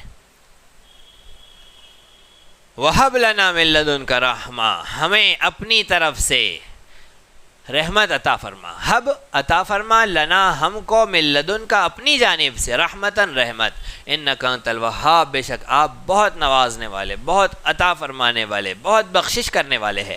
ربنا، اے ہمارے رب، انکا جامع الناس لیوم لا ریب فیہ، اے ہمارے رب بے شک آپ لوگوں کو اس دن ضرور جمع فرمانے والے ہیں جس دن کے آنے میں کوئی شک نہیں ہے، لیومن، اس دن، لا ریب فیہ، جس دن کے آنے میں کوئی شک نہیں ہے، یعنی قیامت کے دن آپ سب کو جمع فرمانے والے ہیں۔ ان اللہ لا یخلف المیعاد، اور بے شک اللہ وعدہ خلاف نہیں ہے۔ لہٰذا اس آخرت کے دن ہمیں نجات چاہیے، اس آخرت کے دن ہمیں آپ کی رضا چاہیے، تو ہمیں گمراہ لوگوں میں سے مت بنا، ہمیں ہدایت یافتہ لوگوں میں سے بنا۔ ہم سب بھی دعا کریں کہ اللہ ہمارے دلوں کو ہدایت دے دینے کے بعد اب اس کے اندر گمراہی کا ٹیڑھا پن نہ پیدا فرما، ہمیں اپنی طرف سے رحمتیں عطا فرما۔ آپ بڑے رحمتوں کے عطا کرنے والے، بڑے نوازنے والے ہیں۔ ان الذين كفروا لن تغني عنهم اموالهم ولا اولادهم من الله شيئا واولئك هم وقود النار۔ یہاں دوسرا واقعہ بیان ہو رہا ہے۔ یہود مدینہ، جیسا ابھی بتایا گیا مدینہ منورہ میں یہودیوں کا حال کیا تھا۔ بدر کی لڑائی ہو چکی تھی۔ بدر کی لڑائی سے جب رسول عربی صلی اللہ علیہ وسلم واپس آئے، آپ نے مدینے کے یہودیوں کو خطوط بھیجے، ان کو دعوت دی، ان کے سرداروں سے کہا کہ اسلام قبول کر لو، تم سمجھدار ہو، تم علم والے پڑھے لکھے لوگ ہو، اسلام قبول کر لو۔ یہودیوں نے کیا کہا؟ یہودیوں کا ایک سردار تھا کعب بن اشرف، اس نے کہا کہ تم وہ مکے والوں سے لڑائی کر کے ان سے جیت کر آ گئے، فتح حاصل کر کے آ گئے، تو کیا سمجھ رہے ہو کہ ہم سے بھی جیت جاؤں گے؟ ہم تربیت یافتہ لوگ ہیں، ہمارے پاس تعداد بھی ہے، ہم کثرت میں ہیں، ہمارے پاس علم بھی ہے، ہمارے پاس جنگی تیاریاں بھی ہے، ہم سب اپنے پاس رکھنے والے لوگ ہیں، تم وہ مکے والوں سے جیت کر آئے ہو، تو خوش فہمی میں مت رہو کہ ہم سے بھی فتح یاب ہو جاؤں گے، ہم سے بھی جیت جاؤں گے۔ کعب بن اشرف نے رسول عربی صلی اللہ علیہ وسلم سے کہا کہ تم ہمیں دھمکی دے رہے ہو۔ اللہ کے نبی نے فرمایا کہ میں تمہیں دعوت دے رہا ہوں کہ تم پڑھے لکھے لوگ ہو، اسلام قبول کر لو۔ وہ سمجھ گیا کہ یہ انڈائریکٹ دھمکی ہے کہ مکے والوں سے بھی ہم نے کہا تھا اسلام قبول کر لو، نہیں کیا تو بدر میں انہیں سکھا کر آئے ہیں، چکھا کر آئے ہیں ان کا مزہ، اور یہاں پر اگر ہم نہیں مانیں گے تو ہمارے لیے بھی سزا ہوں گی۔ کیا کہا یہودیوں نے؟ کہا ان الذين كفروا لن تغني عنهم اموالهم ولا اولادهم من الله شيئا۔ اللہ ارشاد فرما رہے ہیں کہ انہوں نے مال اور اولاد اور جنگی وسائل، اسباب اور سامان، اس پر ہمارے نبی کی مخالفت کی تھی اس کے دم پر، لیکن کیا ہوا؟ ان الذین کفروا، بے شک جن لوگوں نے کفر کیا، یہ یہودی، لن تغنی عنہم، ہرگز ان کو فائدہ نہیں دے گا، اموالہم، ان کا مال، ولا اولادہم، اور نہ ان کی اولاد، من اللہ شیئا، اللہ کے مقابلے میں کچھ بھی، اللہ کے مقابلے میں نہ ان کا مال انہیں کام دے گا، نہ ان کی اولاد انہیں کام دے گی۔ وَأُولَئِكَ هُمْ وَقُودُ النَّارِ، یہ آگ کا ایندھن ہوں گے، یہی لوگ جہنم کا ایندھن ہوں گے۔ کیا حال ہے ان کا؟ کداب آل فرعون، ان لوگوں کا حال فرعون والوں ہی کی طرح ہے۔ مدینے کے یہودیوں کے بارے میں اللہ کہہ رہے کہ فرعون کیسا تھا؟ اللہ کی مخالفت کی، غرق ہوا۔ والذین من قبلہم، اور فرعون سے پہلے جو لوگ آئے تھے نافرمان، ان مدینے کے یہودیوں کا انہی کی طرح حال ہے۔ کذبوا بآیاتنا، انہوں نے ہمارے آیتوں کو جھٹلایا، فاخذہم اللہ بذنوبہم، پس اللہ نے انہیں پکڑ لیا ان کے گناہوں کی وجہ سے۔ واللہ شدید العقاب، اللہ رب العزت بڑے سخت عذاب والا، بڑی سخت پکڑ والا ہے۔ لہٰذا مدینے کے یہودیوں سے اے نبی صلی اللہ علیہ وسلم آپ کہہ دیجئے، قل، آپ کہہ دیجئے، للذین کفروا، ان لوگوں سے جنہوں نے کفر کیا، ستغلبون، ان قریب تم بھی مغلوب ہوں گے۔ جیسے مشرکین مکہ مغلوب ہوئے، شکست کھائے، ان قریب تم بھی مغلوب ہوں گے۔ وَتُحْشَرُونَ إِلَى جہنم، اور تمہیں بھی جہنم کی طرف جمع کیا جائے گا۔ وَبِئْسَ الْمِہَادُ، اور جہنم نہایت بدترین ٹھکانہ ہے۔ قَدْ كَانَ لَكُمْ آیَةٌ فِي فِئَتَيْنِ الْتَقَتَا، فِئَةٌ تُقَاتِلُ فِي سَبِيلِ اللَّهِ وَأُخْرَىٰ كَافِرَةٌ يَرَوْنَهُمْ مِثْلَيْهِمْ رَأْيَ الْعَيْنِ وَاللَّهُ يُؤَيِّدُ بِنَصْرِهِ مَن يَشَاءُ ان فی ذلک لعبرۃ لأولی الابصار۔ اس آیت مبارکہ میں مختصراً بدر کا تذکرہ ہو رہا ہے۔ اللہ فرما رہے یہودیوں سے کہ تمہارے لیے ان دو جماعتوں کی لڑائی میں نشانی عبرت ہے۔ تمہیں ایسا لگ رہا ہے نا کہ تم مسلمانوں پر اپنی تیاری، اپنے افراد، اپنے مال کی وجہ سے غالب آؤ گے، تو سنو، تمہارے لیے ان دو جماعتوں میں، قد کانا، یقیناً ہے، لکم، تمہارے لیے، آیت، نشانی، فی فئتین، ان دو جماعتوں کے اندر۔ تم اگر آنکھیں کھولنے کے لیے تیار ہو تو وہ دو فوج کی لڑائی دیکھ لو. التقطا، جن کی مٹبھیڑ ہوئی، جن کی جنگ ہوئی بدر میں. فئۃ تقاتل فی سبیل اللہ، ایک جماعت وہ تھی جنہوں نے اللہ کی راہ میں قتال کیا. وأخری کافرہ، اور دوسری کون تھی؟ کافر. یرونہم مثلیہم رأی العین، وہ اپنی آنکھوں سے، یرونہم مثلیہم رأی العین، اللہ فرما رہے کہ مشرکین اپنی آنکھوں سے مسلمانوں کی 313 کی جماعت کو اپنے سے دوگنا دیکھ رہے تھے. اللہ نے کافروں کے دل میں رعب ڈال دیا، ہیبت ڈال دی. کافر جیسے جنگ شروع ہو گئی تو کافروں نے دیکھا کہ ارے یہ تو 2000 کی تعداد میں ہے، ہم 1000 کی تعداد میں ہیں، مسلمان 2000 کی تعداد میں آئے ہوئے، حالانکہ 313 تھے. لیکن یہ اللہ کا کام ہے. کسی بھی جنگ کو، کسی بھی پروگرام کو، میچ کو فتح کرنا ہے تو کانفیڈنس توڑنا پڑتا ہے، پریشر میں لانا پڑتا ہے سامنے والی ٹیم کو. اللہ نے کیسا ان پر پریشر بنایا، کیسے ان پر قابو کیا. ان کے سامنے مسلمانوں کی کثرت دکھائی، ان سے دگنے، تو وہیں ان کے قدم ٹوٹ گئے. لیکن جنگ شروع ہونے سے پہلے نہیں دکھایا اللہ نے. جنگ شروع ہونے سے پہلے دکھا دیتے تو پہلے ہی بھاگ جاتے. اللہ نے مسلمانوں کو اتنی تعداد دکھائی جتنی ہے 1000 اور کافروں کو 313. ارے 313 ہے، ان کو تو ہم یوں ختم کر دیں گے. شروع ہو گئے، اور جب جنگ شروع ہوئی تو اللہ کہہ رہے مثلیہم، انہوں نے اپنی آنکھوں سے دیکھا کہ ہم سے دگنے ہیں، ہم سے دو طرح، مثلن ہماری طرح، مثلیہم ان دو کی طرح، ان کی طرح دو. رأی العین، آنکھوں سے دیکھا تھا انہوں نے. لہذا ایسے سخت، اب پھر آ کر سنایا نا، جب 70 کافر مارے گئے اور 70 قید کیے گئے. کون سوچ سکتا تھا کہ 313 بے سر و سامانی کا عالم. 2 گھوڑے تھے، حضرت مرثد ابن ابی مرثد غنوی رضی اللہ عنہ کا ایک گھوڑا، حضرت مقداد ابن اسود رضی اللہ عنہ کا ایک گھوڑا. 313 میں 2 کے پاس گھوڑے تھے بس، باقی کسی کے پاس گھوڑے نہیں. 70 اونٹ تھے، 7 تلواریں تھی. 313 کے پاس تلواریں بھی نہیں تھی، 7 تلواریں بس. 313 لوگ پہنچے تھے، 88 مسلمان تھے، مہاجرین تھے، 232 انصار تھے. 236 انصار تھے. یہ تعداد تھی مہاجرین اور انصار کی جب پہنچے. اور لڑائی ہوئی تو 70 مسلح، جاباز، تربیت یافتہ، گھوڑوں، تلواروں، ہتھیار، لباس سے لیس کافروں کو قتل کیا، جہنم رسید کیا، اور 70 کو پکڑ کر لے کر آئے. یہی ہو رہا تھا. جب جا رہے تھے تو مشرکین مدینے کے یہود جو منافقین تھے وہ ہنس رہے تھے. کیا کہہ رہے تھے یہود مدینہ؟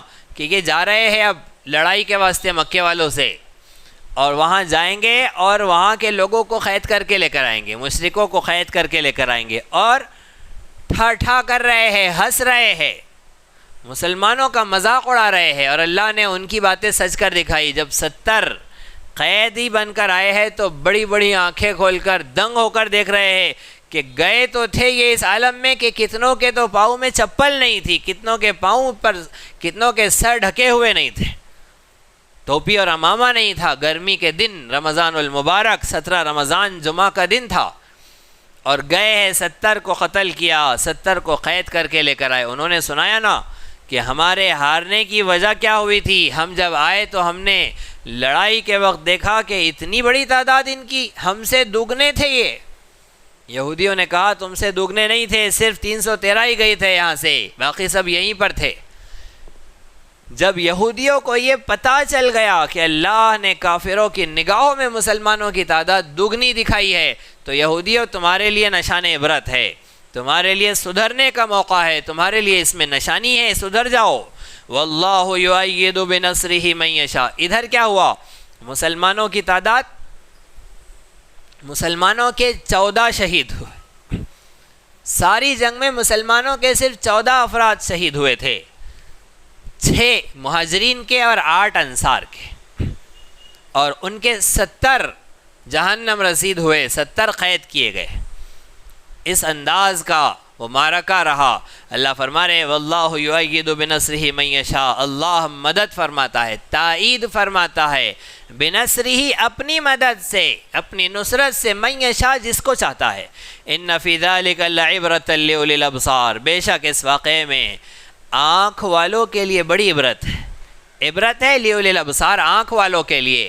اللہ کے نبی کہہ رہے یہودیوں میں تو تمہیں کہہ رہا ہوں تم علم والے بھی ہو، پڑھے لکھے بھی ہو، تمہارے پاس کتابیں بھی آئی ہیں، تم پر تورات نازل ہوئی تھی، تم تو آنکھ والے علم والے ہو، عبرت ہے تمہارے لیے، سدھر جاؤ یہ سن کر، یہ پڑھ کر، مجھے جانتے ہو تم، لاؤ تمہاری کتاب اور دیکھو اس میں میرا تذکرہ ہے، پڑھو۔ اتنی علم کے بعد، اتنی سمجھ اور عقل کے بعد پھر نہیں مانو گے، تم نے عبرت سے اگر فائدہ نہیں اٹھایا، آنکھ نہیں کھولی، تو پھر تو تم نے اپنا نقصان کیا ہے، جان بوجھ کر نقصان کیا۔ یہ کب ہوتا ہے؟ یہ نقصان کب ہوتا ہے؟ اللہ فرما رہے جب دنیا زیب و زینت کے ساتھ سامنے آتی ہے، دنیا کے عارضی مفادات جب ستاتے ہیں اور کسی کی غلامی قبول کرنے سے رکاوٹ بنتے ہیں، اگر ہم نے ان کی غلامی قبول کر لی تو پھر یہ کرنا پڑے گا، یہ نہیں کرنا پڑے گا، اس میں بھی ان کی سنو، اس میں بھی ان کی سنو، ہر چیز میں ان کی سننا پڑے گا۔ لہٰذا دنیا کی چمک دمک گمراہوں کو گمراہی پر ڈٹ جانے کی وجہ بنتی ہے۔ اللہ فرما رہے زُيِّنَ لِلنَّاسِ حُبُّ الشَّهَوَاتِ، زُيِّنَ مزین کر دی گئی، للناس لوگوں کے لیے، حب الشہوات من النساء، خواہشات کی محبت مزین کر دی گئی۔ کن چیزوں کے بارے میں خواہشات؟ من النساء، سب سے پہلے عورتوں کے بارے میں، کہ عورتوں کی خواہش، اس کی محبت تمہارے دلوں میں مزین کر کے پیش کر دی گئی، جبکہ اللہ نے آخرت کے لیے آگے فرمایا کہ اللہ نے آخرت میں کیسی عورتیں رکھی، تم دنیا کی عورتوں کے چکر میں حق کو چھوڑ رہے ہو، آخرت کی عورتیں ان سے زیادہ حسین و جمیل، ان سے زیادہ خوبصورت، ان سے زیادہ بہترین، راضی رکھنے والی، خدمت گزار، خوش رکھنے والی، ان عورتوں کی لالچ تمہیں کیوں نہیں ہے؟ دنیا کی عورتوں کی لالچ کیوں ہے؟ زُيِّنَ لِلنَّاسِ حُبُّ الشَّهَوَاتِ مِنَ النِّسَاء، اللہ فرما رہے عورتوں کی محبت، ان سے شہوت، ان کی خواہش تمہارے لیے مزین کر کے پیش کر دی گئی۔ دوسری کائے کی محبت؟ والبنین، لڑکوں کی محبت، لڑکے پیدا ہو، جس کو اولاد پیدا ہونے والی ہو وہ لڑکی کوئی نہیں چاہتا، سب چاہتے ہیں لڑکے پیدا ہو، تو یہ مزین کر کے پیش کی گئی۔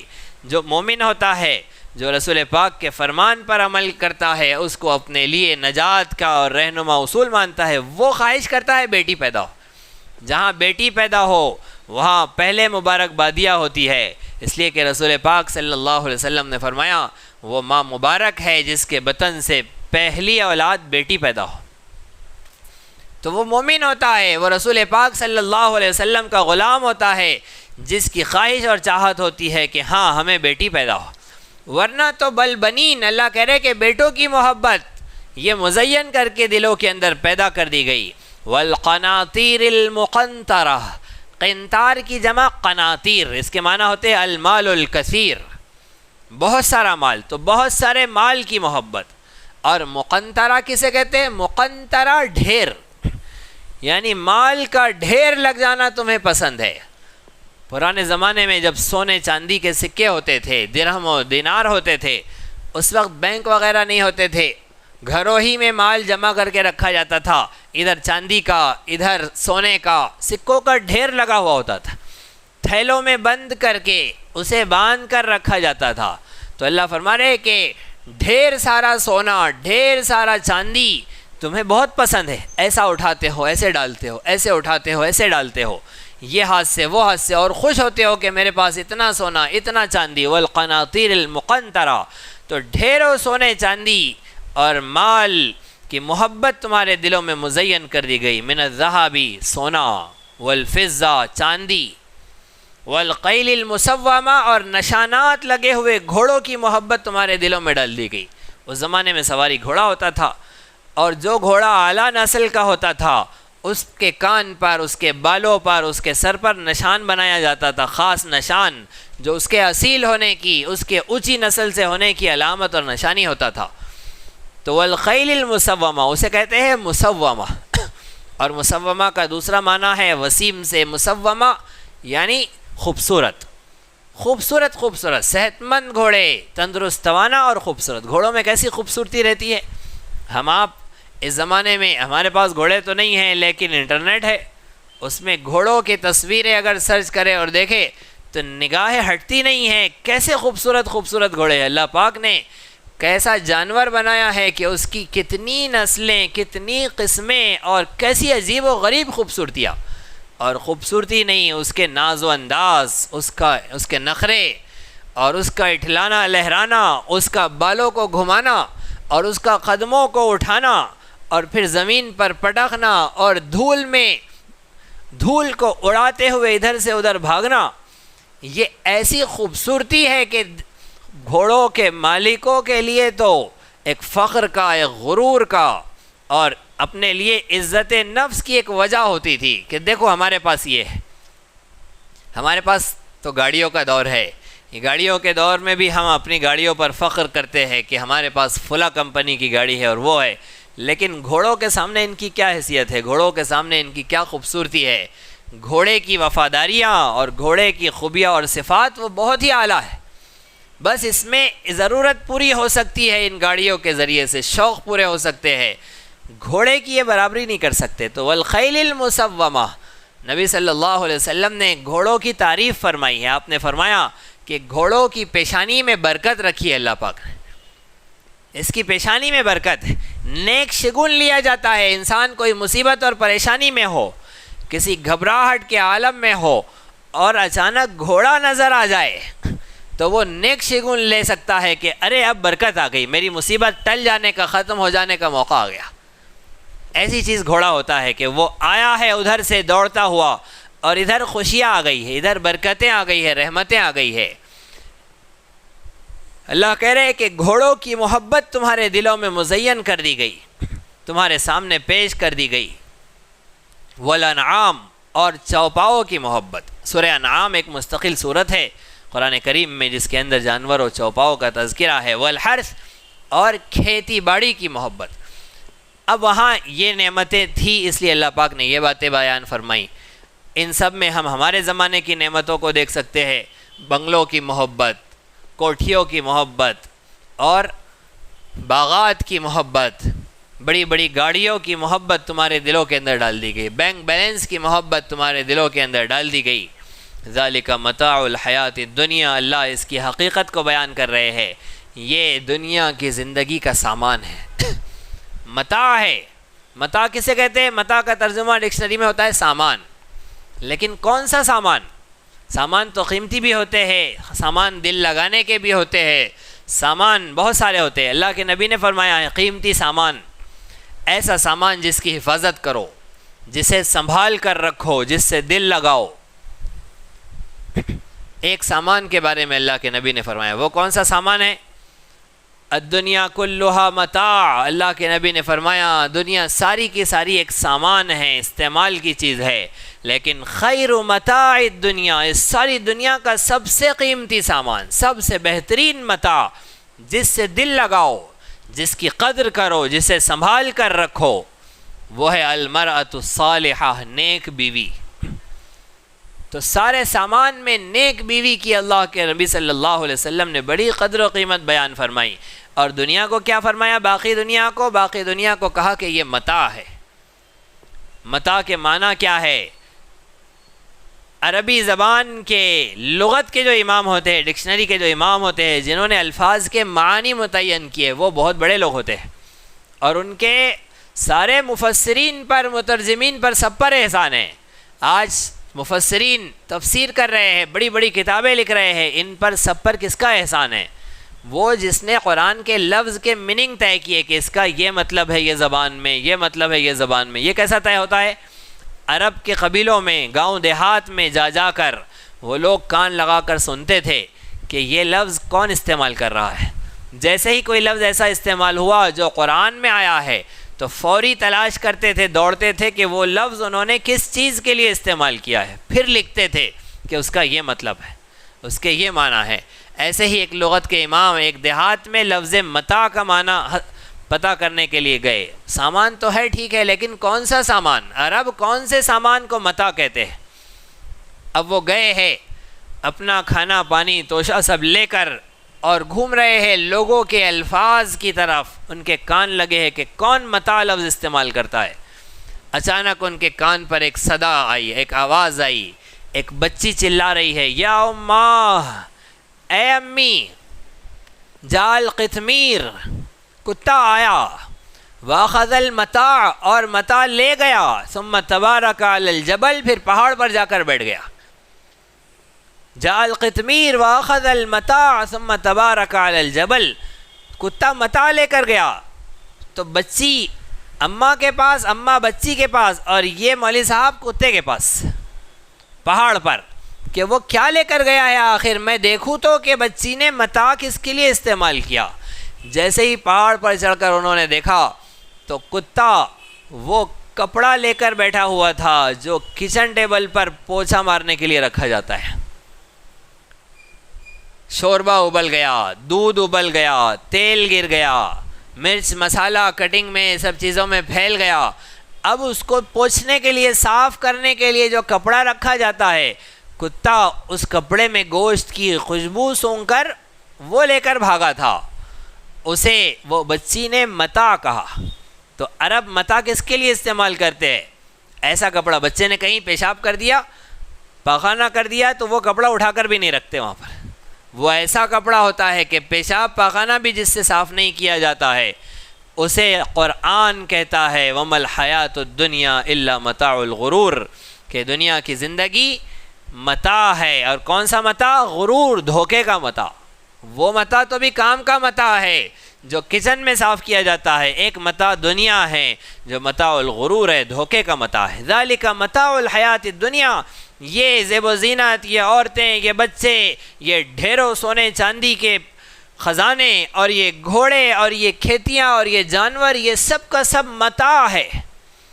وَاللَّهُ عِنْدَهُ حُسْنُ الْمَآبِ، اور بہترین ٹھکانہ، بہترین انجام اور بہترین حاصل کرنے کی اگر کوئی چیز ہے تو وہ اللہ کے پاس ہے، اور اللہ کے پاس ہے حسن المآب، بہترین انجام، بہترین ٹھکانہ۔ قل، اے نبی صلی اللہ علیہ وسلم آپ کہہ دیجئے، اُنَبِّئُکُم، کیا میں تمہیں بتاؤں، بِخَیْرٍ مِّن ذَلِکُم، ان سب سے اچھی چیز، یہ جس کے جو تمہارے دلوں میں بیٹھی ہے، جس کے لیے زندگی کی بھاگ دوڑ ہے، ان سب سے بہتر چیز بتاؤں؟ لِلَّذِينَ اتَّقَوْا، وہ ان لوگوں کے لیے ہے جو ڈرتے ہیں اپنے رب سے، جن کے اندر تقویٰ ہے، جو اللہ کی رضامندی اور ناراضگی کا دھیان اور استحضار رکھتے ہیں، ان کے لیے کیا ہے؟ عند ربہم، ان کے رب کے پاس ہے، جنات، ایسے باغات ہے، تجری من تحتها الانہار، جس کے نیچے سے نہریں بہتی ہے، خالدین فیہا، یہ اس میں ہمیشہ ہمیش رہیں گے، وازواج مطہرہ، اور پاکیزہ بیبیاں ہوں گی، پاکیزہ عورتیں وہاں ملیں گی، ورضوان من اللہ، اور اللہ رب العزت کی رضامندی، اس کی خوشنودی ملے گی۔ جنت کیسی ہے؟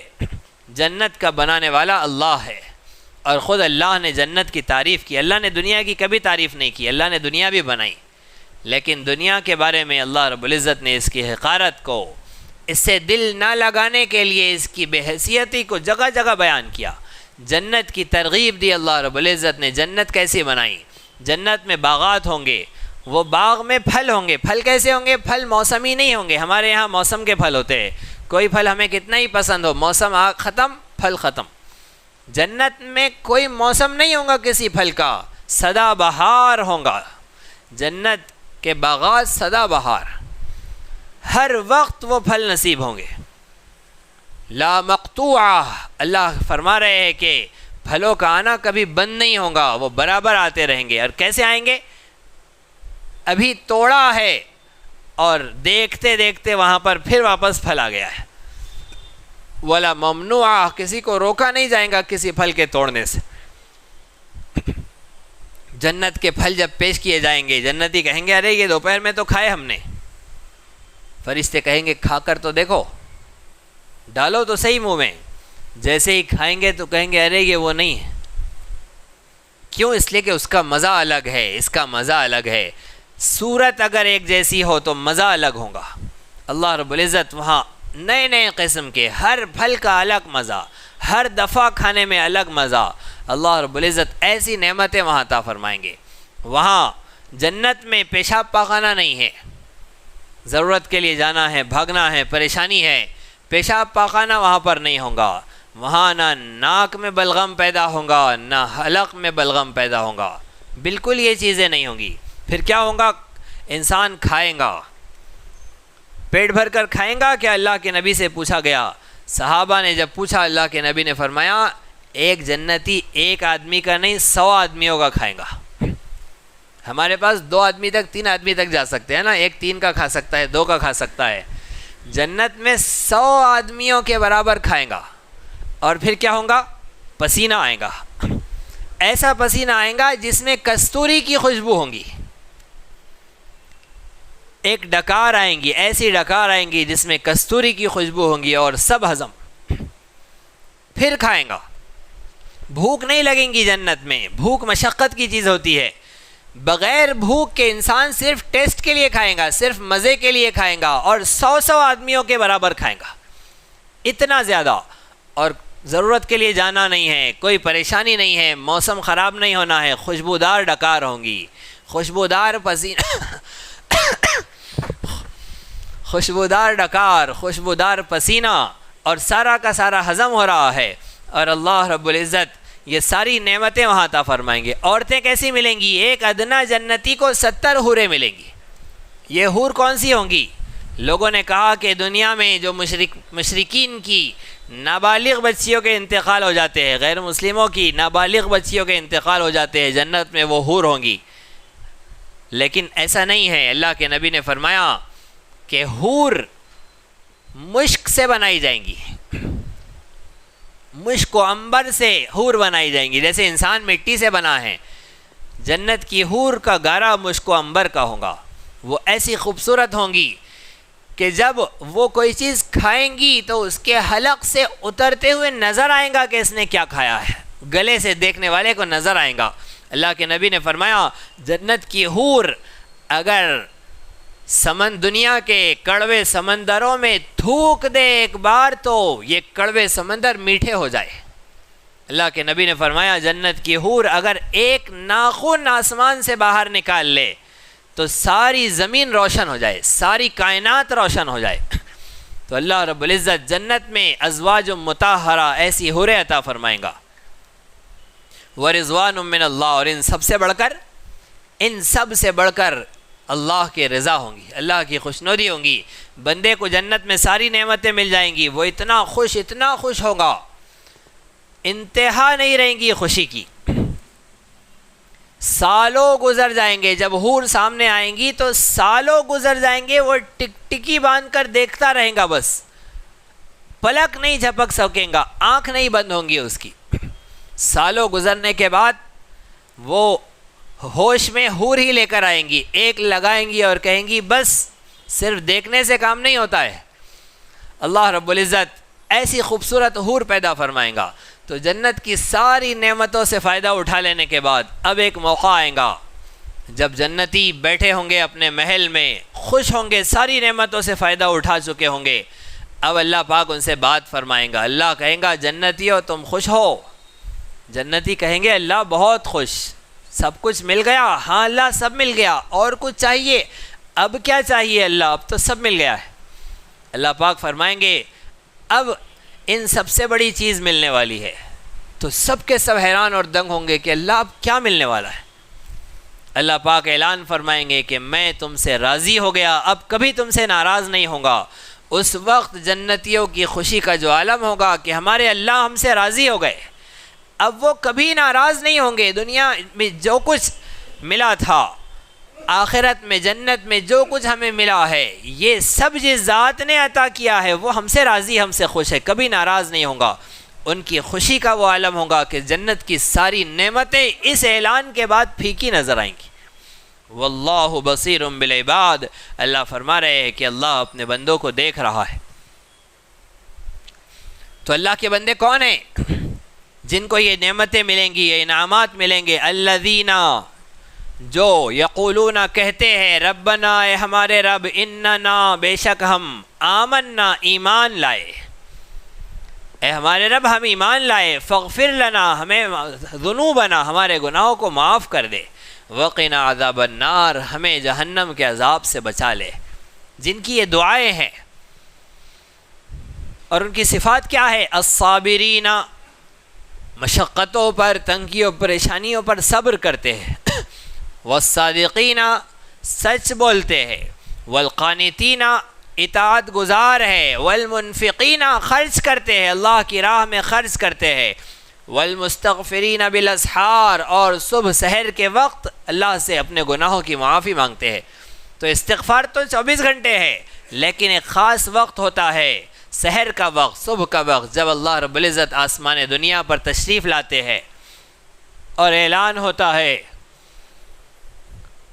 حل من مستغفر فاغفر لہ، ہے کوئی مغفرت کا طلبگار کہ میں اس کی مغفرت کروں. حل من مسترزق فارزقہ، ہے کوئی رزق کا طالب کہ میں اسے رزق عطا کروں. ہے کوئی مصیبت زدہ کہ میں اسے عافیت عطا کروں. ہے کوئی الا قضا الا قضا. اس طرح سے تذکرہ ہوتا رہتا ہے حتیٰ تطلع الفجر، یہاں تک کہ فجر کا وقت ہو جاتا ہے. تو فجر کا وقت ہونے تک، فجر طلوع ہونے تک، حتیٰ یطلع الصبح، صبح ہو جانے تک یہ اعلان اللہ رب العزت کی طرف سے ہوتا رہتا ہے. تو والمستغفرین بالاسحار، جنتی کون ہے؟ جو سحر کے وقت اللہ سے استغفار کرتے ہیں. شہید اللہ انہ لا الہ الا ہو والملائکہ وَأُولُو الْعِلْمِ قَائِمًا بِالْقِسْطِ لَا إِلَٰهَ إِلَّا هُوَ الْعَزِيزُ الْحَكِيمُ. اللہ فرما رہے کہ اللہ نے خود گواہی دی، اللہ خود گواہ ہے کہ انہ لا الہ الا ہو، کہ بے شک اس کے سوا کوئی معبود نہیں، کوئی الہ نہیں، کوئی حاکم نہیں، کوئی مقنن نہیں، کوئی کارساز نہیں، کوئی نگہبان نہیں. اللہ خود گواہی دیتا ہے کہ اللہ کے علاوہ کوئی الہ نہیں. والملائکہ، اور فرشتے بھی گواہی دیتے ہیں. وَأُولُو الْعِلْمِ، اور اہل علم بھی گواہی دیتے ہیں. قائمًا بالقسط، انصاف پر قائم ہو کر، انصاف پر کے ساتھ ڈٹ کر کہتے ہیں لا الہ الا هو العزیز الحکیم، نہیں ہے کوئی الہ سوائے اس کے، وہی غلبے والا ہے، وہی حکمتوں والا ہے. ان الدین عند اللہ الاسلام، اللہ ارشاد فرما رہے ہیں کہ بے شک دین عند اللہ، اللہ کے نزدیک صرف اسلام ہے. یہاں کیا ترجمہ کیا جاتا ہے؟ اللہ کے نزدیک مقبول ترین دین. یہ کیوں کیا جاتا ہے مقبول ترین دین؟ اس لیے کہ اسی پارے کے آخر میں اللہ نے فرمایا وَمَن يَبْتَغِ غَيْرَ الْإِسْلَامِ دِينًا فَلَن يُقْبَلَ مِنْهُ، اسلام کے علاوہ جو شخص کوئی دین لے کر آئیں گا ہرگز وہ قبول نہیں کیا جائے گا. تو اسلام ہی قبول کیا جائے گا. اس لیے یہاں ترجمہ ہوتا ہے ان الدین عند اللہ الاسلام، بے شک اللہ کے نزدیک مقبول ترین دین صرف اسلام ہے. اور ایک ترجمہ کیا جاتا ہے اللہ کے نزدیک مکمل دین صرف اسلام ہے. وہ کیوں کیا جاتا؟ اس لیے کہ اللہ نے ایک آیت میں فرمایا جو عرفے میں نازل ہوئی تھی الیوم اکملت لکم دینکم، میں نے تمہارے لیے آج تمہارے دین کو مکمل کر دیا، لہٰذا مکمل ترین دین سوائے اسلام کے کچھ نہیں. اور ایک ترجمہ کیا جاتا ہے اللہ کے نزدیک محبوب ترین دین اسلام کے علاوہ کوئی نہیں، اسلام ہی ہے. محبوب ترین کیوں کہا جاتا ہے؟ اس لیے کہ اللہ نے فرمایا وَرَضِيتُ لَكُمُ الْإِسْلَامَ دِينًا، میں نے تمہارے لیے اسلام کو دین بنا کر میں خود خوش ہو گیا. تو اللہ نے اسلام کو پسند کیا، اس لیے کیا کہتے ہیں ان الدین عند اللہ الاسلام، بے شک اللہ کے نزدیک محبوب ترین دین، اللہ کے نزدیک مقبول ترین دین، اللہ کے نزدیک مکمل ترین دین الاسلام، صرف اسلام ہے. ماضی کے قوموں پر اللہ کی طرف سے جو دین بھیجا گیا تھا وہ بھی اسلام تھا، وہ بھی سب کے سب مسلم تھے، نبی سارے اسلام لے کر آئے، لیکن وہ لغوی اسلام. اب اصطلاح شریعت میں اسلام صرف وہ ہے جو حضرت محمد صلی اللہ علیہ وسلم پر نازل ہوا. ورنہ اگر یہ کہا جائے کہ سارے کے سارے دین اسلام تھے اور اللہ کے نزدیک مقبول اسلام ہے تو ٹھیک ہے، ہم جہاں ہیں وہاں ٹھیک، تو یہ مطلب نہیں ہے. الاسلام یعنی اللہ کے نزدیک حضرت محمد صلی اللہ علیہ وسلم پر نازل شدہ دین، الاسلام یہی مقبول ہے. وَمَا اخْتَلَفَ الَّذِينَ أُوتُوا الْكِتَابَ إِلَّا مِن بَعْدِ مَا جَاءَهُمُ الْعِلْمُ بَغْيًا بَيْنَهُمْ. جب سب سے زیادہ مقبول اللہ کے یہاں اسلام ہے تو اختلاف کی کوئی گنجائش نہیں ہے، لیکن یہودیوں نے اختلاف کیا. اہل کتاب جنہیں اللہ نے کتاب عطا کی، اختلاف انہوں نے اختلاف کیا. کب کیا؟ بعد ما جاءہم العلم، علم آ جانے کے بعد، سب پتہ چل جانے کے بعد. کیسے تم انکار کرتے ہو، اختلاف کرتے ہو؟ کیوں کیا تھا؟ بغیم بینہم، سرکشی کی وجہ سے کیا تھا. ومن یکفر بآیات اللہ فإن اللہ سریع الحساب. اللہ فرما رہے کہ جو اللہ کی آیتوں کا انکار کرے گا وہ سن لے، فإن اللہ سریع الحساب، بے شک اللہ رب العزت بہت جلد حساب لینے والا ہے. فإن حاجوک فقل اسلمت وجهي للہ ومن اتبعن وقل للذین اوتوا الکتاب والأمیین أأسلمتم فإن اسلموا فقد اهتدوا وإن تولوا فإنما عليك البلاغ واللہ بصیر بالعباد. اللہ ارشاد فرما رہے ہیں نبی صلی اللہ علیہ وسلم، اگر یہ اہل کتاب آپ سے حجت بحث کرتے ہیں، یہ مشرکین مکہ اگر آپ سے بحث تکرار کرتے ہیں، آپ کہہ دیجئے ان سے اسلمت وجہی للہ، میں نے اپنا چہرہ اللہ کے آگے جھکا دیا، میں نے اپنے آپ کو سپرد کر دیا اپنے رب کے. اور ومن اتبعن، جنہوں نے میری اتباع کی وہ بھی اللہ کے آگے جھک گئے، سب کے سب مسلم ہو گئے. اور آپ کہہ دیجئے وقل، آپ کہہ دیجئے للذین اوتوا الکتاب، اہل کتاب کو، والامیین، اور مکے کے ان پڑھ مشرکوں کو آپ کہہ دیجئے اسلمتم، کیا تم بھی مسلمان ہوتے ہو؟ کیا تم بھی اپنا چہرہ اللہ کے آگے جھکاتے ہو؟ فإن اسلموا، اگر وہ مسلمان ہو جائے، فقد اہتدوا، تو وہ نجات پا گئے، وہ ہدایت یافتہ ہو گئے. وإن تولوا، اور اگر انہوں نے منہ پھیر لیا، فإنما عليك البلاغ، تو آپ کے ذمے صرف پہنچانا ہے. آپ نہ گھبرائے، آپ پریشان نہ ہو، آپ کے ذمے پہنچانا تھا، آپ نے پہنچا دیا. واللہ بصیر بالعباد، اللہ اپنے بندوں کو دیکھ رہا ہے، آپ کو بھی دیکھ رہا ہے، آپ نے پہنچا دیا، ان کو بھی دیکھ رہا ہے پہنچنے کے بعد انہوں نے مانا یا نہیں مانا. ان الذین یکفرون بآیات اللہ وَيَقْتُلُونَ النَّبِيِّينَ بِغَيْرِ حَقٍّ وَيَقْتُلُونَ الَّذِينَ يَأْمُرُونَ بِالْقِسْطِ مِنَ النَّاسِ فَبَشِّرْهُمْ بِعَذَابٍ أَلِيمٍ. اللہ رب العزت ایک واقعے کو اس آیت مبارکہ میں بیان فرما رہے، شان نزول سماعت فرمائیں. ایک بہت بڑی آبادی، بہت بڑا میدان، جس میدان میں 40 بستیاں آباد تھیں، اہل کتاب کی 40 بستیاں آباد تھی، اور ہر بستی میں ایک نبی جسے اللہ رب العزت نے اس بستی میں مبعوث فرمایا تھا، بھیجا تھا کہ جاؤ ان کی ہدایت کا سامان کرو. اس بستی میں انبیاء علیہ السلام لگے ہوئے ہیں، ان اعبدوا اللہ واتقوہ، اللہ کی عبادت کرو، اس سے ڈرو، اللہ کی عبادت کرو، اس سے ڈرو، بس لگے ہوئے ہیں. بازار میں گئے وہاں بھی یہی اعلان، گھروں پر جا کر وہی اعلان، مسجد میں جا کر وہی اعلان، ایک ہی اعلان مسلسل چل رہا ہے، گناہوں سے بچو، اللہ کی نافرمانی سے بچو. اس بستی والوں میں بدماشوں اور اوباشوں نے کہا کہ ہم تو تنگ آ گئے ہیں ان کے اعلان سے، ان کی دعوت سے، جہاں جاؤ وہاں یہی بات، جہاں جاؤ وہاں یہی بات، پریشان ہو گئے، ہم کیا کیا جائے. سب نے مل کر پروگرام بنایا کہ ایک ہی وقت میں ان سب سے پیچھا چھڑایا جائے. ایک باضابطہ ترتیب اور پروگرام بنا کر ان 40 نبیوں کو ایک دن میں شہید کر دیا. 40 نبیوں کو ایک دن میں قتل کر دیا ان اہل کتاب نے، ان یہودیوں نے، 40 بستیوں میں. اللہ رب العزت ان کافروں کے بارے میں بیان کر رہے، ان الذین یکفرون بآیات اللہ، جو اللہ کی آیتوں کا انکار کرتے ہیں، وَيَقْتُلُونَ النَّبِيِّينَ بِغَيْرِ حق، اور انبیاء علیہ السلام کا ناحق قتل کرتے ہیں. ناحق ہی قتل ہے، اس لیے کہ قتل بالحق کیا ہوتا ہے؟ حق کے ساتھ جو قتل ہوتا ہے 3 طرح کا ہوتا ہے.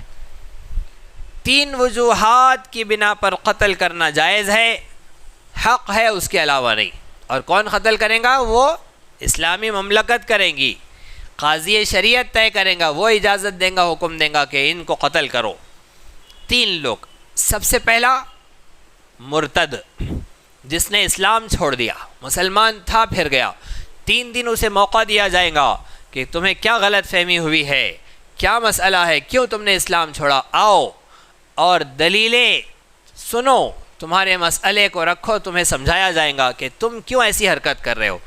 اگر 3 دن کے بعد بھی نہیں سدھرے گا تو پھر اس کے لیے حکم ہو جائے گا اس کی گردن اڑا دو, اسے قتل کر دیا جائے گا. ایک وجہ.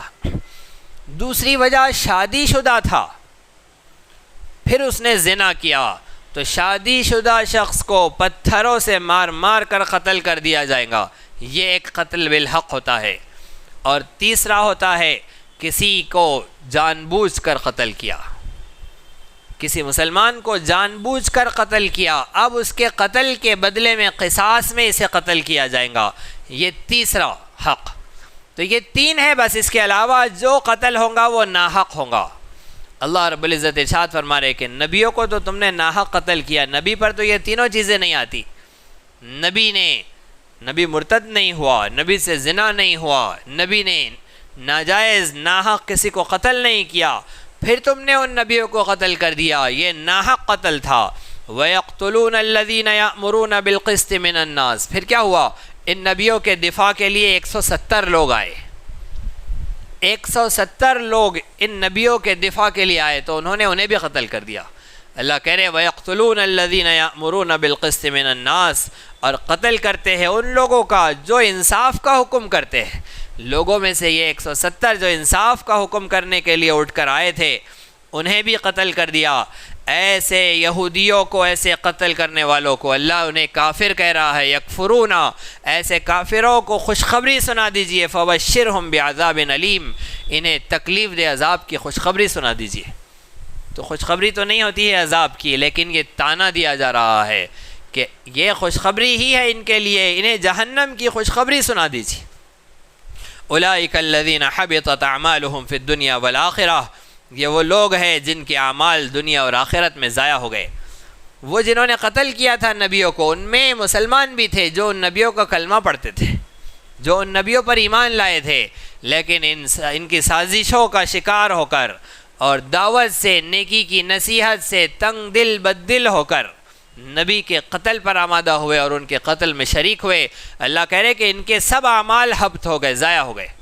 دنیا میں ضائع ہو گئے, اس کا کیا مطلب, دنیا میں ضائع ہو گئے, یہ مرتد ہو گئے, اب ان کی بیوی ان کے نکاح سے نکل گئی, یہ وارث نہیں بن سکتے ہیں اب اپنے بڑوں کے, باپ کے, دادا کے, یہ وارث نہیں بن سکتے ہیں. ان کی گواہی کا کوئی اعتبار نہیں ہے, انہیں مسلمانوں کے قبرستان میں دفن نہیں کیا جائے گا. دنیا میں ان کے مال ضائع, ان کے اعمال ضائع ہو گئے, حبط ہو گئے. والآخرہ, اور آخرت میں تو سخت ترین عذاب ہوئے ان کے لیے. وما لهم من ناصرین, ان کے لیے کوئی مددگار نہیں ہوگا. الم تر الی الذین اوتوا نصیبا من الکتاب یدعون الی کتاب اللہ لیحکم بینہم ثم یتولی فریق منہم وهم معرضون. اس آیت کا بھی شان نزول ہے. اللہ رب العزت ایک واقعے کے تحت یہ آیت نازل فرما رہے ہیں. مدینہ منورہ میں یہود کے ایک قبیلے میں, خیبر میں, ان کو روانہ کر دیا گیا تھا, خیبر بھیج دیا گیا تھا. 200 میل دور ہے خیبر مدینے سے.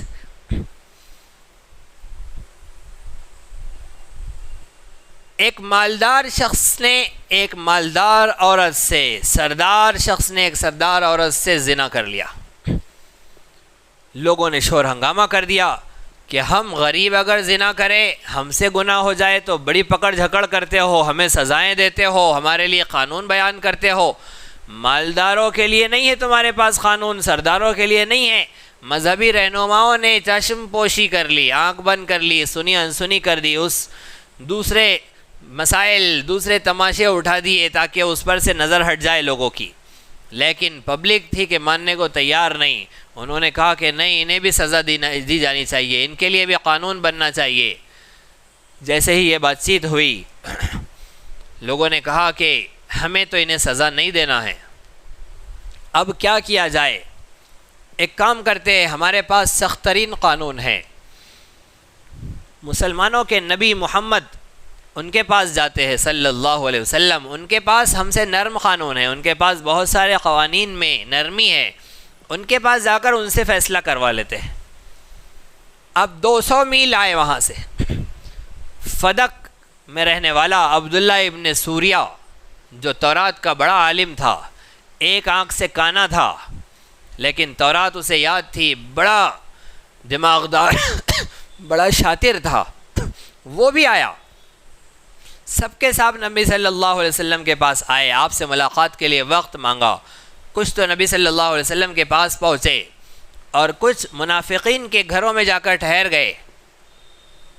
جب دن طے ہوا ملاقات کا کہ ایک مسئلہ آپ سے حل کروانا ہے، اس دن سب کے سب پہنچے، پورے یہودی، پورے منافقین، بہت سارے مومنین. ایک ہنگامہ ہو گیا کہ اتنی دور سے یہودی آئے ہیں نبی صلی اللہ علیہ وسلم سے فیصلہ لینے کے لیے، کیا مسئلہ ہے، کیا مسئلہ ہے. سب پہنچے. نبی صلی اللہ علیہ وسلم سے کہا کہ زنا کے معاملے میں ہم آپ سے فیصلہ لینا چاہتے ہیں کہ ایک مرد ایک عورت نے زنا کر لیا. نبی صلی اللہ علیہ وسلم نے فرمایا اس کا مسئلہ تو تمہاری تورات میں بھی ہے. انہوں نے کہا کہ ہاں ہے لیکن کوئی وضاحت نہیں ہے. اللہ کے نبی نے فرمایا جاؤ تورات لے کر آؤ. تورات لائی گئی. عبداللہ ابن سوریہ نے پڑھا جہاں شادی شدہ زانی کو سنسار کر دینے کا، پتھروں سے مار کر قتل کر دینے کی آیت تھی، وہاں انگلی رکھ دی. اس سے آگے کا پڑھا، اسے چھوڑ دیا، اس کے پیچھے کا پڑھ لیا. جیسے ہی اس نے یہ حرکت کی، حضرت عبداللہ ابن سلام رضی اللہ عنہ جو یہودیوں کے بڑے عالم تھے، اسلام قبول کر چکے تھے، وہ باہر نکل کر آئے اور انہوں نے کہا کہ اللہ کے نبی یہ چیٹنگ کر رہا ہے، یہ دھوکہ کر رہا ہے، اس نے کچھ پڑھا ہے کچھ چھوڑ دیا ہے. اللہ کے نبی صلی اللہ علیہ وسلم نے فرمایا لو عبداللہ ابن سلام تم پڑھو. اس تورات کو لیا اور حضرت عبداللہ ابن سلام نے پورا پڑھا کہ جو شادی شدہ شخص زنا کرے اسے پتھروں سے مار کر قتل کر دیا جائے. اللہ کے نبی نے فرمایا کہ تمہاری کتاب بھی یہی فیصلہ کرتی ہے اور ہمارا قرآن بھی یہی فیصلہ کرتا ہے، لہٰذا اسے سزا دی جائے. مدینے میں دونوں کو سنسار کیا گیا، مدینے میں دونوں کو قتل کیا گیا. جب یہ واپس گئے ہیں تو لوگوں نے خوب تانے دیے، کیا منہ لے کر گئے تھے، ناکامی ہوئی، کوئی مقصد تو حاصل نہیں ہوا.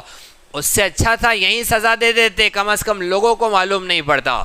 بے عزتی بھی کرائی اور پھر مروا کر بھی آئے لوگوں کو، یہی فیصلے کر دینا تھا. ایسے موقع پر قرآن مجید کی آیت نازل ہوئی. اللہ نے فرمایا الم ترى نبی صلی اللہ علیہ وسلم کیا آپ نے نہیں دیکھا الی الذین ان لوگوں کو اوتوا نصیبا من الکتاب جسے اللہ نے اپنی کتاب کا ایک حصہ عطا فرمایا تھا، یدعون الی کتاب اللہ، انہیں اللہ کی کتاب کی طرف بلایا جا رہا ہے. اللہ کے نبی کہہ رہے تورات اللہ کی کتاب ہے، اس میں حکم موجود ہے، اس کے حساب سے فیصلہ کرو. اللہ کی کتاب کی طرف بلایا، لیحکم بینہم، تاکہ وہ لوگوں کے درمیان اس کے مطابق فیصلہ کرے. ثم یتولی فریق منہم، ان میں سے ایک فریق نے منہ پھیر لیا. کیا کہا ہمیں تورات کے حساب سے نہیں کرنا ہے، تورات میں وضاحت نہیں ہے، تفصیل نہیں ہے. وہم معرضون، انہوں نے اعراض کیا لیکن کوئی فائدہ نہیں ہوا. ان کا جھوٹ کھل گیا، ان کا مکر و فریب کھل گیا، برابر سزا ملی، انصاف کا فیصلہ کیا گیا. ذالک بانہم اللہ رب العزت ارشاد فرما رہے ہیں ذالک بانہم قالوا، یہ یہودی ایسا کیوں کرتے ہیں، ان کی یہ حرکتیں کیوں ہیں، ان کی یہ ہٹ دھرمیاں گستاخیاں کیوں ہیں. اللہ اس کی وجہ بیان فرما رہے. وہاں واپس جا کر خیبر میں جب لوگوں نے کہا کہ ارے یہ تو مارے ہی گئے، ان کو سزا دے دی گئی، تو یہودی علماء نے کیا کہا، انہوں نے کہا پریشان مت ہو، ہمیں زیادہ سزا نہیں ملیں گی، بس جہنم میں اگر گئے تو 7 دن میں ہم جہنم سے نکال لیے جائیں گے یا 40 دن میں جہنم سے نکال لیے جائیں گے، اس سے زیادہ ہمارے لیے کوئی پریشانی کی بات نہیں ہے. 7 دن میں ہم نکل جائیں گے جہنم سے یا 40 دن میں نکل جائیں گے. یہ 2 باتیں انہوں نے کہی اور اس سے زیادہ ہمیں عذاب نہیں ہوگا. اللہ یہاں ارشاد فرما رہے ہیں کہ یہ اس وجہ سے کہ انہوں نے کہا لن تمسنا النار، ہمیں ہرگز آگ نہیں چھوئیں گی، الا ایاما معدودات، مگر چند ہی دن. وغرہم فی دینہم ما کانوا یفترون، اللہ ارشاد فرما رہے ہیں کہ ان کے دین کے معاملے میں انہیں دھوکے میں ڈال دیا ہے، ما کانوا یفترون، ان کے اس جھوٹ نے جو انہوں نے گھڑ رکھا ہے، ان کی افتراء پردازی نے، ان کے جھوٹ نے، جو جھوٹ وہ گھڑتے ہیں، جو من گھڑت باتیں جہنم سے بچنے کی بناتے پھرتے ہیں. کیا اللہ پر ان کے اختیار ہے کہ اللہ 40 دن میں 7 دن میں انہیں جہنم سے نکال لے گا؟ اللہ رب العزت فرما رہے کہ اس وجہ سے وہ ایسی حرکتیں کرتے ہیں کہ ان کو یہ دھوکہ لگا ہوا ہے۔ فَكَيْفَ إِذَا جَمَعْنَاهُمْ لِيَوْمٍ لَا رَيْبَ فِيهِ، اللہ دھوکے کو توڑ رہے ہیں، فرماتے ہیں کہ کیا حال ہوگا اس وقت جب کہ ہم سب کو جمع کریں گے، لیومن اس دن، لا ریب فیہ جس کے آنے میں کوئی شک نہیں ہے، ووفیت کل نفس ما کسبت، ہر جان کو پورا پورا بدلہ دیا جائے گا اس کا جو اس نے کمایا تھا، جس نے جو کیا، کوئی دھوکہ نہیں، کوئی نقصان نہیں، کوئی کمی نہیں، پورا پورا بدلہ دیا جائے گا، وہم لا یظلمون، اور ان پر ظلم نہیں کیا جائے گا۔ اے نبی صلی اللہ علیہ وسلم آپ کہہ دیجئے اللہم مالک الملک، اے اللہ مالک الملک، بادشاہتوں کے مالک، تؤتی الملک من تشاء، تؤتی آپ عطا فرماتے ہیں الملک بادشاہت من تشاء جسے چاہتے ہیں، وتنزع الملک ممن تشاء اور بادشاہت چھین لیتے ہیں ممن تشاء جس سے چاہتے ہیں، وتعز من تشاء اور آپ عزت دیتے ہیں من تشاء جسے چاہتے ہیں، وتذل من تشاء اور ذلیل کر دیتے ہیں آپ جسے ذلیل کرنا چاہتے ہیں، بیدک الخیر سارا خیر آپ ہی کے قبضہ قدرت میں ہے، انک علی کل شیء قدیر بے شک آپ ہر چیز پر قدرت رکھتے ہیں۔ لہٰذا یہ بادشاہتیں، یہ عزتیں، یہ لوگوں کے غلبے اور قدرت، اور یہ یہودیوں کا مدینے پر اپنے اثر و رسوخ کی وجہ سے بڑے بڑے دعوے کرنا، یہ کوئی حیثیت نہیں رکھتا۔ لوگوں کو گمان بھی نہیں ہو سکتا تھا کہ مدینے میں ایسا اثر و رسوخ رکھنے والے مدینے سے بھگائے جائیں گے، خالی کیا جائے گا، اپنے کپڑوں سے اور جو ہاتھ میں سامان آ سکتا ہے وہ لے کر نکلو۔ جب گئے ہیں تو اپنے گھروں کی دیواریں توڑ کر گئے ہیں، اپنے کپڑے پھاڑ کر گئے ہیں، جو نہیں لے جا سکے اس کا اپنے ہاتھوں نقصان کر کے گئے۔ یہ ان کا حال ہوا، کیوں؟ اس لیے کہ اللہ ہے جو بادشاہتوں کا مالک ہے، وہ جسے چاہے عطا کرے، جس سے چاہے چھین لے، وہ جسے چاہے عزت دے، جسے چاہے ذلیل کر دے، اسی کے ہاتھ میں سب کچھ خیر ہے۔ بے شک اللہ کے سوا کوئی بھی ہر چیز پر قدرت نہیں رکھتا۔ انک علی کل شیء قدیر بے شک آپ ہی ہر چیز پر قدرت رکھتے ہیں۔ اور اس کی قدرت کیسی ہے؟ تولج اللیل فی النہار، اللہ آپ ہی ہے جو رات کو داخل کرتے ہیں دن میں، وتولج النہار فی اللیل اور دن کو داخل کرتے ہیں رات میں۔ جولائی کا مہینہ آتا ہے تو دن چھوٹا ہونے لگتا ہے، اللہ رات کو دن میں داخل کرنے لگتے ہیں۔ ستمبر کا جب مہینہ آتا ہے تب رات چھوٹی ہونے لگتی ہے، اللہ دن کو رات میں داخل کرتا ہے۔ یہ رات کو دن میں، دن کو رات میں داخل کرنے کا اللہ رب العزت کا فیصلہ۔ دن بڑا ہو رہا ہے، رات چھوٹی ہو رہی ہے، رات بڑی ہو رہی ہے، دن چھوٹا ہو رہا ہے۔ وَتُخْرِجُ الْحَيَّ مِنَ الْمَيِّتِ اور اللہ وہ ذات، اے اللہ آپ ہی ہے جو مردے سے زندے کو نکالتے ہیں۔ وَتُخْرِجُ الْمَيِّتَ مِنَ الْحَيِّ اور اللہ ہی ہے جو مردے سے زندے کو نکالتے ہیں، اور اللہ ہی ہے جو زندے سے مردے کو نکالتے ہیں۔ پہلا کیا تھا؟ میت سے زندے کو، انڈا مردہ ہے اللہ نے اس سے مرغی نکالی، منی کا قطرہ نطفہ یہ مردہ ہے اللہ نے اس سے زندے کو نکالا، اور زندے سے مردہ نکالتے ہیں، انسان سے منی نکالی، مرغی سے انڈا نکالا۔ تو یہ اللہ رب العزت کی قدرت ہے۔ وَتَرْزُقُ مَن تَشَاءُ بِغَيْرِ حساب، آپ ہی ہے جسے چاہتے ہیں بے حساب رزق عطا فرماتے ہیں۔ بغیر حساب، بغیر حساب کے بڑے خوبصورت مطالب ہوتے ہیں۔ بغیر حساب کا مطلب کیا ہوتا ہے؟ اللہ رب العزت ایسا دیں گے جس میں کوئی مطالبہ نہیں کریں گے۔ حضرت سلیمان علیہ السلام کو حکومت اللہ نے عطا کی اور فرمایا ھذا عطاؤنا، اے سلیمان یہ ہماری عطا ہے، فمنن او امسک، اب تم اسے رکھو اپنے پاس یا پھر اسے چھوڑو، تم سے کوئی محاسبہ نہیں ہے، کوئی پکڑ نہیں ہے اس پر۔ تو اللہ کی ایک عطا بغیر حساب ایسی ہوتی ہے، اللہ کی ایک عطا ہوتی ہے بغیر حساب، یعنی اللہ رب العزت گن گن کر نہیں دیں گے، روک روک کر نہیں دیں گے، بغیر حساب کے عطا فرمائیں گے۔ تو اللہ رب العزت جب دینے پر آتے ہیں بے حساب دیتے ہیں۔ لا يتخذ المؤمنون الكافرین اولیاء من دون المؤمنین، لہٰذا اے مومنوں، مسلمانوں سے اب خطاب ہو رہا ہے، مسلمانوں جب سب کچھ اللہ کے قبضہ قدرت میں ہے، اللہ کے اختیار میں ہے، رزق کے خزانے اس کے پاس، نعمتیں اور سارا خیر اس کے ہاتھ میں، تو پھر عزتوں کی تلاش میں، رزق کی تلاش میں، عہدے کے لیے، کرسی کے لیے، منصب کے لیے، واہ واہ کے لیے کافروں سے یاری مت کرو۔ لا يتخذ المؤمنون الکافرین اولیاء من دون المؤمنین، اللہ کہہ رہے مومنوں کو نہیں چاہیے کہ وہ کافروں کو اپنا اولیاء بنائیں، من دون المؤمنین، اللہ کو چھوڑ کر، اللہ کو چھوڑ کر کافر کو دوست بنانے کی اجازت نہیں ہے۔ اولیاء کسے کہتے ہیں؟ دوستی دو طرح کی ہوتی ہے، ایک دل سے دوستی ہوتی ہے، دل سے یاری ہوتی ہے، دل لگایا جاتا ہے، اور ایک ہوتا ہے سرسری تعلقات رکھنا، ساز و سامان خریدنا بیچنا، بیمار ہو جائے کوئی شخص تو اس کی خیرخواہی کرنا، دیکھ ریکھ کرنا، ایک یہ ہوتی ہے۔ اللہ نے دل لگانے سے منع کیا ہے، جسے کہتے ہیں موالات۔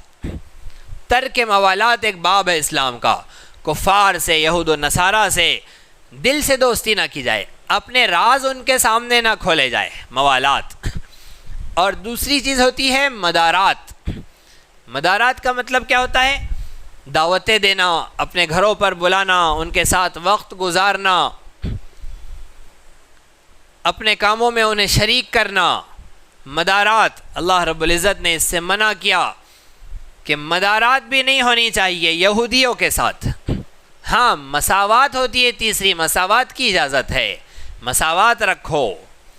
اگر ساز و سامان خریدنا ہے مارکیٹ میں، ان سے خریدو، ان سے بیچو، لیکن اس میں شرط ہے کہ اس شخص سے مت خریدو سامان جو اسلامی مشن کے خلاف کام کرتا ہے، مسلمانوں کے لیے قتل عام کے منصوبے بناتا ہے، یا پھر مسلمانوں کے خلاف اپنے دین کی تبلیغ کا کام کرتا ہے، اس میں تعاون کرتا ہے، اس سے مت خریدو۔ جو کفر کے مشن میں اپنا مال لگاتا ہے اس کا سپورٹ نہ کرو، تعاون نہ کرو۔ یہاں تک کہ فرمایا کہ اگر ایسا شخص بھوکا مر رہا ہے تو اسے کھلاؤ بھی مت، صدقہ بھی مت کرو اس کو۔ حالانکہ صدقہ کافر کو کیا جا سکتا ہے، لیکن ایسے کافر کو نہیں۔ ہاں وہ کافر جو خطرہ نہیں ہے ہمارے لیے۔ اللہ نے ارشاد فرمایا لا ينهاكم الله عن الذين لم يقاتلوكم في الدين ولم يخرجوكم ان تبروهم وتقسطوا اليهم۔ اللہ ارشاد فرما رہے کہ اللہ رب العزت تمہیں منع نہیں کرتا ایسے کافروں پر کے ساتھ حسن سلوک کرنے سے، ایسے کافروں کے ساتھ انصاف کرنے سے جنہوں نے اللہ کے دین کے لیے تم سے قتال نہیں کیا، اور تمہیں انہوں نے اپنے گھروں سے، اپنے وطن سے نہیں نکالا۔ جنہوں نے نہیں نکالا، جو ہم سے لڑائی نہیں کرتے ہیں، ان پر احسان کرنے سے، ان کے ساتھ نیکی کرنے سے اللہ منع نہیں کرتا۔ تو ان کے ساتھ نیکی کرنا یہ ہوتا ہے مساوات۔ لہٰذا دل لگانا، ان سے دوستی کرنا، اپنے راز ان کے سامنے افشا کرنا، اپنے مسائل میں انہیں رازدار بنانا، اس کی ہرگز اجازت نہیں ہے۔ اور خصوصاً اپنا فائدہ اٹھانے کے لیے ہم ان کے ساتھ اس لیے رہتے ہیں کہ ہم ان سے فائدے اٹھائے، آرڈرز نکالنے ہیں ہمیں اپنے مطلب کے، اپنے مفاد کے، ان کے ساتھ جڑیں گے تو ہم ہمارے کام نکالیں گے، اس لیے ان کے ساتھ رہ رہے ہیں۔ ہم کیا سمجھتے ہیں کہ ہمارے مسائل کا حل ان کے ہاتھ میں، اللہ کے ہاتھ میں ہے۔ ہم نوکریاں لیں گے ان سے، ہم اپنی ضروریات کا سامان لیں گے ان سے۔ اللہ رزاق ہے، اللہ ضرورتوں کا پورا کرنے والا ہے۔ اپنی ضروریات کے پورا کرنے کے لیے ان سے دوستی کرنا، یاری کرنا، ان کے پاس بیٹھنا جا کر، اس کی بھی ہرگز اجازت نہیں ہے۔ ہاں آگے ایک گنجائش اللہ بیان فرما رہے ہیں وَمَن يَفْعَلْ ذَلِكَ فَلَيْسَ مِنَ اللَّهِ فِي شَيْءٍ۔ اللہ ارشاد فرما رہے ہیں کہ جو ایسا کرے گا اللہ کی طرف سے، فَلَيْسَ مِنَ اللَّهِ فِي شَيْءٍ، اللہ کی طرف سے وہ کسی شے میں نہیں ہے، یعنی اللہ رب العزت کے پاس وہ جواب دہ نہیں ہو سکتا۔ کوئی بہانہ نہیں چلے گا اللہ کے پاس کہ اللہ ہم اس لیے دوستی کرتے تھے، اللہ ان کے پاس اس لیے جا کر بیٹھتے تھے۔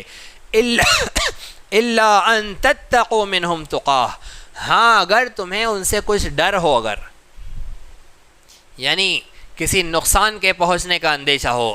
اب کسی موقع پر ہم پہنچ گئے اور مسکرانا پڑ رہا ہے وہاں کھڑے ہو کر، اس لیے مسکرانا پڑ رہا ہے کہ نہیں مسکرائیں گے تو خدشہ ہے، اندیشہ ہے کہ وہ ہمیں کوئی تکلیف پہنچا دیں گے، تو پھر جان بچانے کے لیے مسکرا دینا، جان بچانے کے لیے اس خدشے، اس ڈر کی وجہ سے وہاں موجود رہ جانا، اس کی اجازت ہے، الا، ورنہ فائدہ حاصل کرنے کے لیے وہاں جانے کی، ان کے ساتھ بیٹھنے کی، ان سے دوستی یاری کی اجازت نہیں ہے۔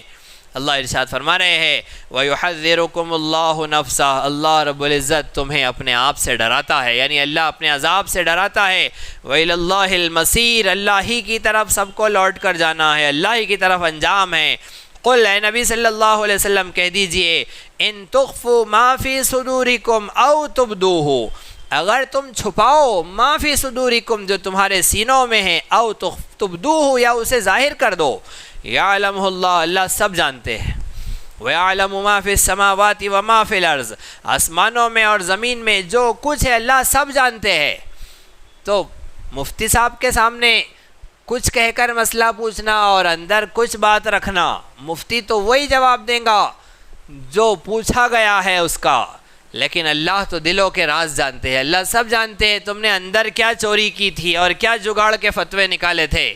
لہٰذا اللہ کو حاضر ناظر سمجھو، اللہ رب العزت کا دھیان اور استحضار رکھو کہ اللہ سب کچھ جانتا ہے۔ تم ظاہر کرو سینوں کی باتیں، اللہ وہ بھی جانتا ہے، چھپا لو، اللہ وہ بھی جانتا ہے۔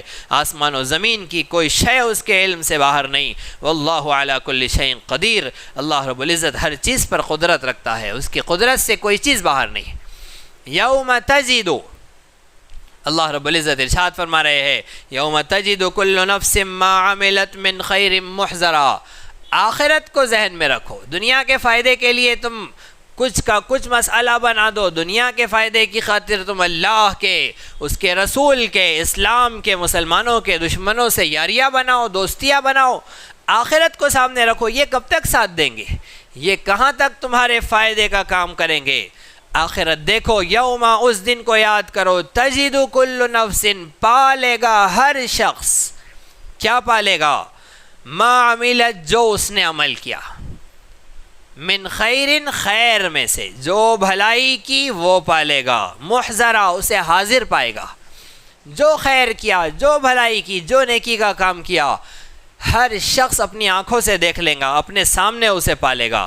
وما عملت من سوء، اور جو برائی کی وہ بھی پالے گا، چھوٹی سے چھوٹی نیکی، چھوٹے سے چھوٹی برائی، یہاں تک کہ اللہ رب العزت ارشاد فرما رہے ہیں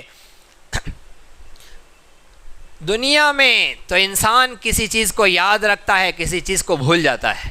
دنیا میں حافظہ کچا بھی ہوتا ہے، پکا بھی ہوتا ہے، بہت سی باتیں ہوتی ہیں نیکی کی، خیر کی تھی بھول گئی، بہت سی غلطیاں ہوتی ہے جو کی تھی بھول گئی، ہمیں یاد بھی نہیں ہے، کوئی یاد دلائے تو ہم کہیں گے نہیں بھائی ہم نے ایسا نہیں کیا، اچھا ہم نے ایسا کیا، یاد بھی نہیں آئے گا۔ لیکن آخرت کا دن وہ دن ہوگا جس دن اللہ قوی حافظہ عطا فرما دے گا، اتنا پکا حافظہ ہوگا کہ جب اپنے عمل کو قیامت کے دن اپنے سامنے وہ پائیں گا، وہ کہیں گا کہ اللہ یہ کیا ہے، سب یاد آ جائیں گا اس کو۔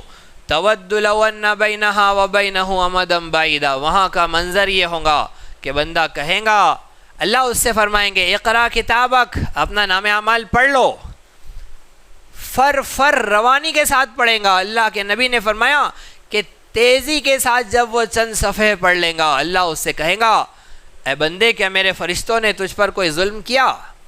تیرے نام اعمال میں ایسا کچھ لکھ دیا جو تو نے نہیں کیا تھا، یا ایسا کچھ نہیں لکھا جو تو نے کیا تھا؟ بندہ کہیں گا اللہ کوئی ظلم نہیں کیا، لا یا ربی، اے رب آپ کے فرشتوں نے کوئی ظلم نہیں کیا۔ بندہ تعجب سے کہیں گا مالی ھذا الکتاب، اس کتاب کو کیا ہو گیا، لا یغادر صغیرۃ ولا کبیرۃ الا احصاھا، اس نے نہ چھوٹی بات چھوڑی نہ بڑی بات چھوڑی، ہر چیز یہاں جمع کر دی۔ اس وقت وہ کافر تمنا کرے گا تود لو ان بینہا و بینہ امدا بعیدا، اس کے درمیان اور اس کے نام اعمال کے درمیان ایک طویل مسافت کا فاصلہ ہو جائے، یہ مجھے نظر ہی نہ آئے، میں اسے پڑھوں ہی نہ، تود لو ان بینہا و بینہ امدا بعیدا۔ اللہ فرما رہے وَيُحَذِّرُكُمُ اللَّهُ نَفْسَهُ، یہ کب ہوگا؟ یہ قیامت جب قائم ہوں گی تب ہوگا، لیکن اللہ ابھی تمہیں ڈرا رہا ہے۔ وَيُحَذِّرُكُمُ اللَّهُ نَفْسَهُ، اللہ اپنی پکڑ سے ڈرا رہا ہے، اپنے عذاب سے ڈرا رہا ہے، اس ہیبت ناک خوفناک دن سے ڈرا رہا ہے۔ کیسا دن ہوگا؟ اولین و آخرین کے اجتماع میں، حضرت آدم سے لے کر قیامت تک کا آخری انسان جہاں جمع ہوں گا، اس اجتماع میں ہماری ویڈیو سامنے آ جائے گی، سب نظر آ رہا ہے، رات کے اندھیروں میں، دن کے اجالوں میں، مجمع میں، تنہائی میں کیا کیا ہے۔ سردار انبیاء سامنے ہوں گے، حضرات حسنین سامنے ہوں گے، حضرات صحابہ کرام سامنے ہوں گے، ان سب کے سامنے جب ہماری حرکتیں کھول کر دکھائی جا رہی ہوں گی، کیا منظر ہوگا؟ اس شرم کا، اس ندامت کا، اس حسرت و افسوس کا اندازہ نہیں لگایا جا سکتا جو وہاں حاصل ہوں گی۔ علامہ اقبال کی دعاؤں میں ایک دعا لکھی ہے، وہ دعا کرتے تھے کہ اے اللہ، مجھے جہنم میں ڈالنا ہے تو جہنم میں ڈال دینا، لیکن میرے اعمال اپنے حبیب کو مت دکھانا۔ اگر میرے اعمال آپ نے میرے نبی کو دکھائے تو انہیں تکلیف پہنچے گی، میں جہنم میں جاؤں چلیں گا، رسول اللہ کو اس کی وجہ سے تکلیف پہنچے، مجھے یہ برداشت نہیں۔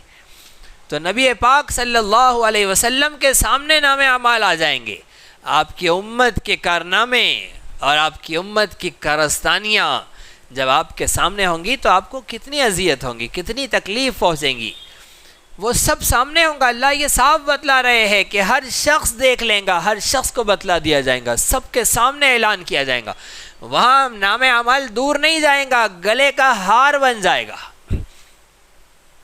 گلے کا ہار بنا ہوا ہوگا، ہر شخص دیکھ کر پڑھ رہا ہوگا کہ اس کے لیے کیا فیصلہ ہوا ہے۔ واللہ رؤوف بالعباد، اللہ اپنے بندوں پہ بہت مہربان ہے، اس کی یہ مہربانی ہی تو ہے کہ اس نے پیپر آؤٹ کر دیا، اس کی مہربانی ہی تو ہے کہ اس نے اوپن ہاؤس کا سارا منظر ہمارے سامنے کھول کر رکھ دیا، سب رزلٹ بتا دیا اس نے کہ یہ سب ہوگا۔ ان سب کے بعد بھی اگر کوئی اپنے حال پر رحم نہ کرے، ان سب کے بعد بھی اگر کوئی بندہ اللہ کو راضی کر کے اپنے سدھرنے کے مواقع نہ بنائے، رمضان کی ساعتیں ہوں، روزے کا وقت ہو، قرآن کریم سامنے ہو، اور اگر اپنی زندگی کے سدھار کے عزم نہ ہو، ارادے نہ ہو، اپنے آپ کو صحیح رخ پر ڈالنے کی نیتیں نہ ہو، تو اب کون سا وقت آئے گا؟ اب سدھرنے کے لیے ایسا وقت نہیں تو کون سا وقت آئے گا؟ اللہ رب العزت ہم سب کو صحیح سمجھ عطا فرمائے، ہمت و جرأت عطا فرمائے۔ جس راہوں پر ہم چل پڑے ہیں، اللہ رب العزت ہمیں پہلے ہمت دے کہ ہم غلط راہوں کو غلط تسلیم کریں، بدعات کی، خرافات کی، رسم و رواج کی، باپ دادا سے پرکھوں سے چل رہی بگڑی ہوئی عادتوں کے غلط ماننے کا اللہ پہلے ہمیں ہمت دے، جرأت دے، دل بڑا عطا فرمائے، پھر اس کے بعد اللہ رب العزت ہمیں اپنی اصلاح کی توفیق عطا فرمائے، قرآن کریم کی تعلیمات کے مطابق عمل پیرا ہونے کی توفیق عطا فرمائے۔ سبحان اللہ وبحمدہ، سبحانک اللہم وبحمدک، نشہد ان لا الہ الا انت، نستغفرک ونتوب الیک، سبحان ربک رب العزت عما یصفون، وسلام علی المرسلین، والحمد للہ رب العالمین۔ اسی طرح دینی، علمی، اصلاحی اور تاریخی دروس و بیانات سے استفادے کے لیے آپ کے اس چینل کو لائک، شیئر اور سبسکرائب کریں۔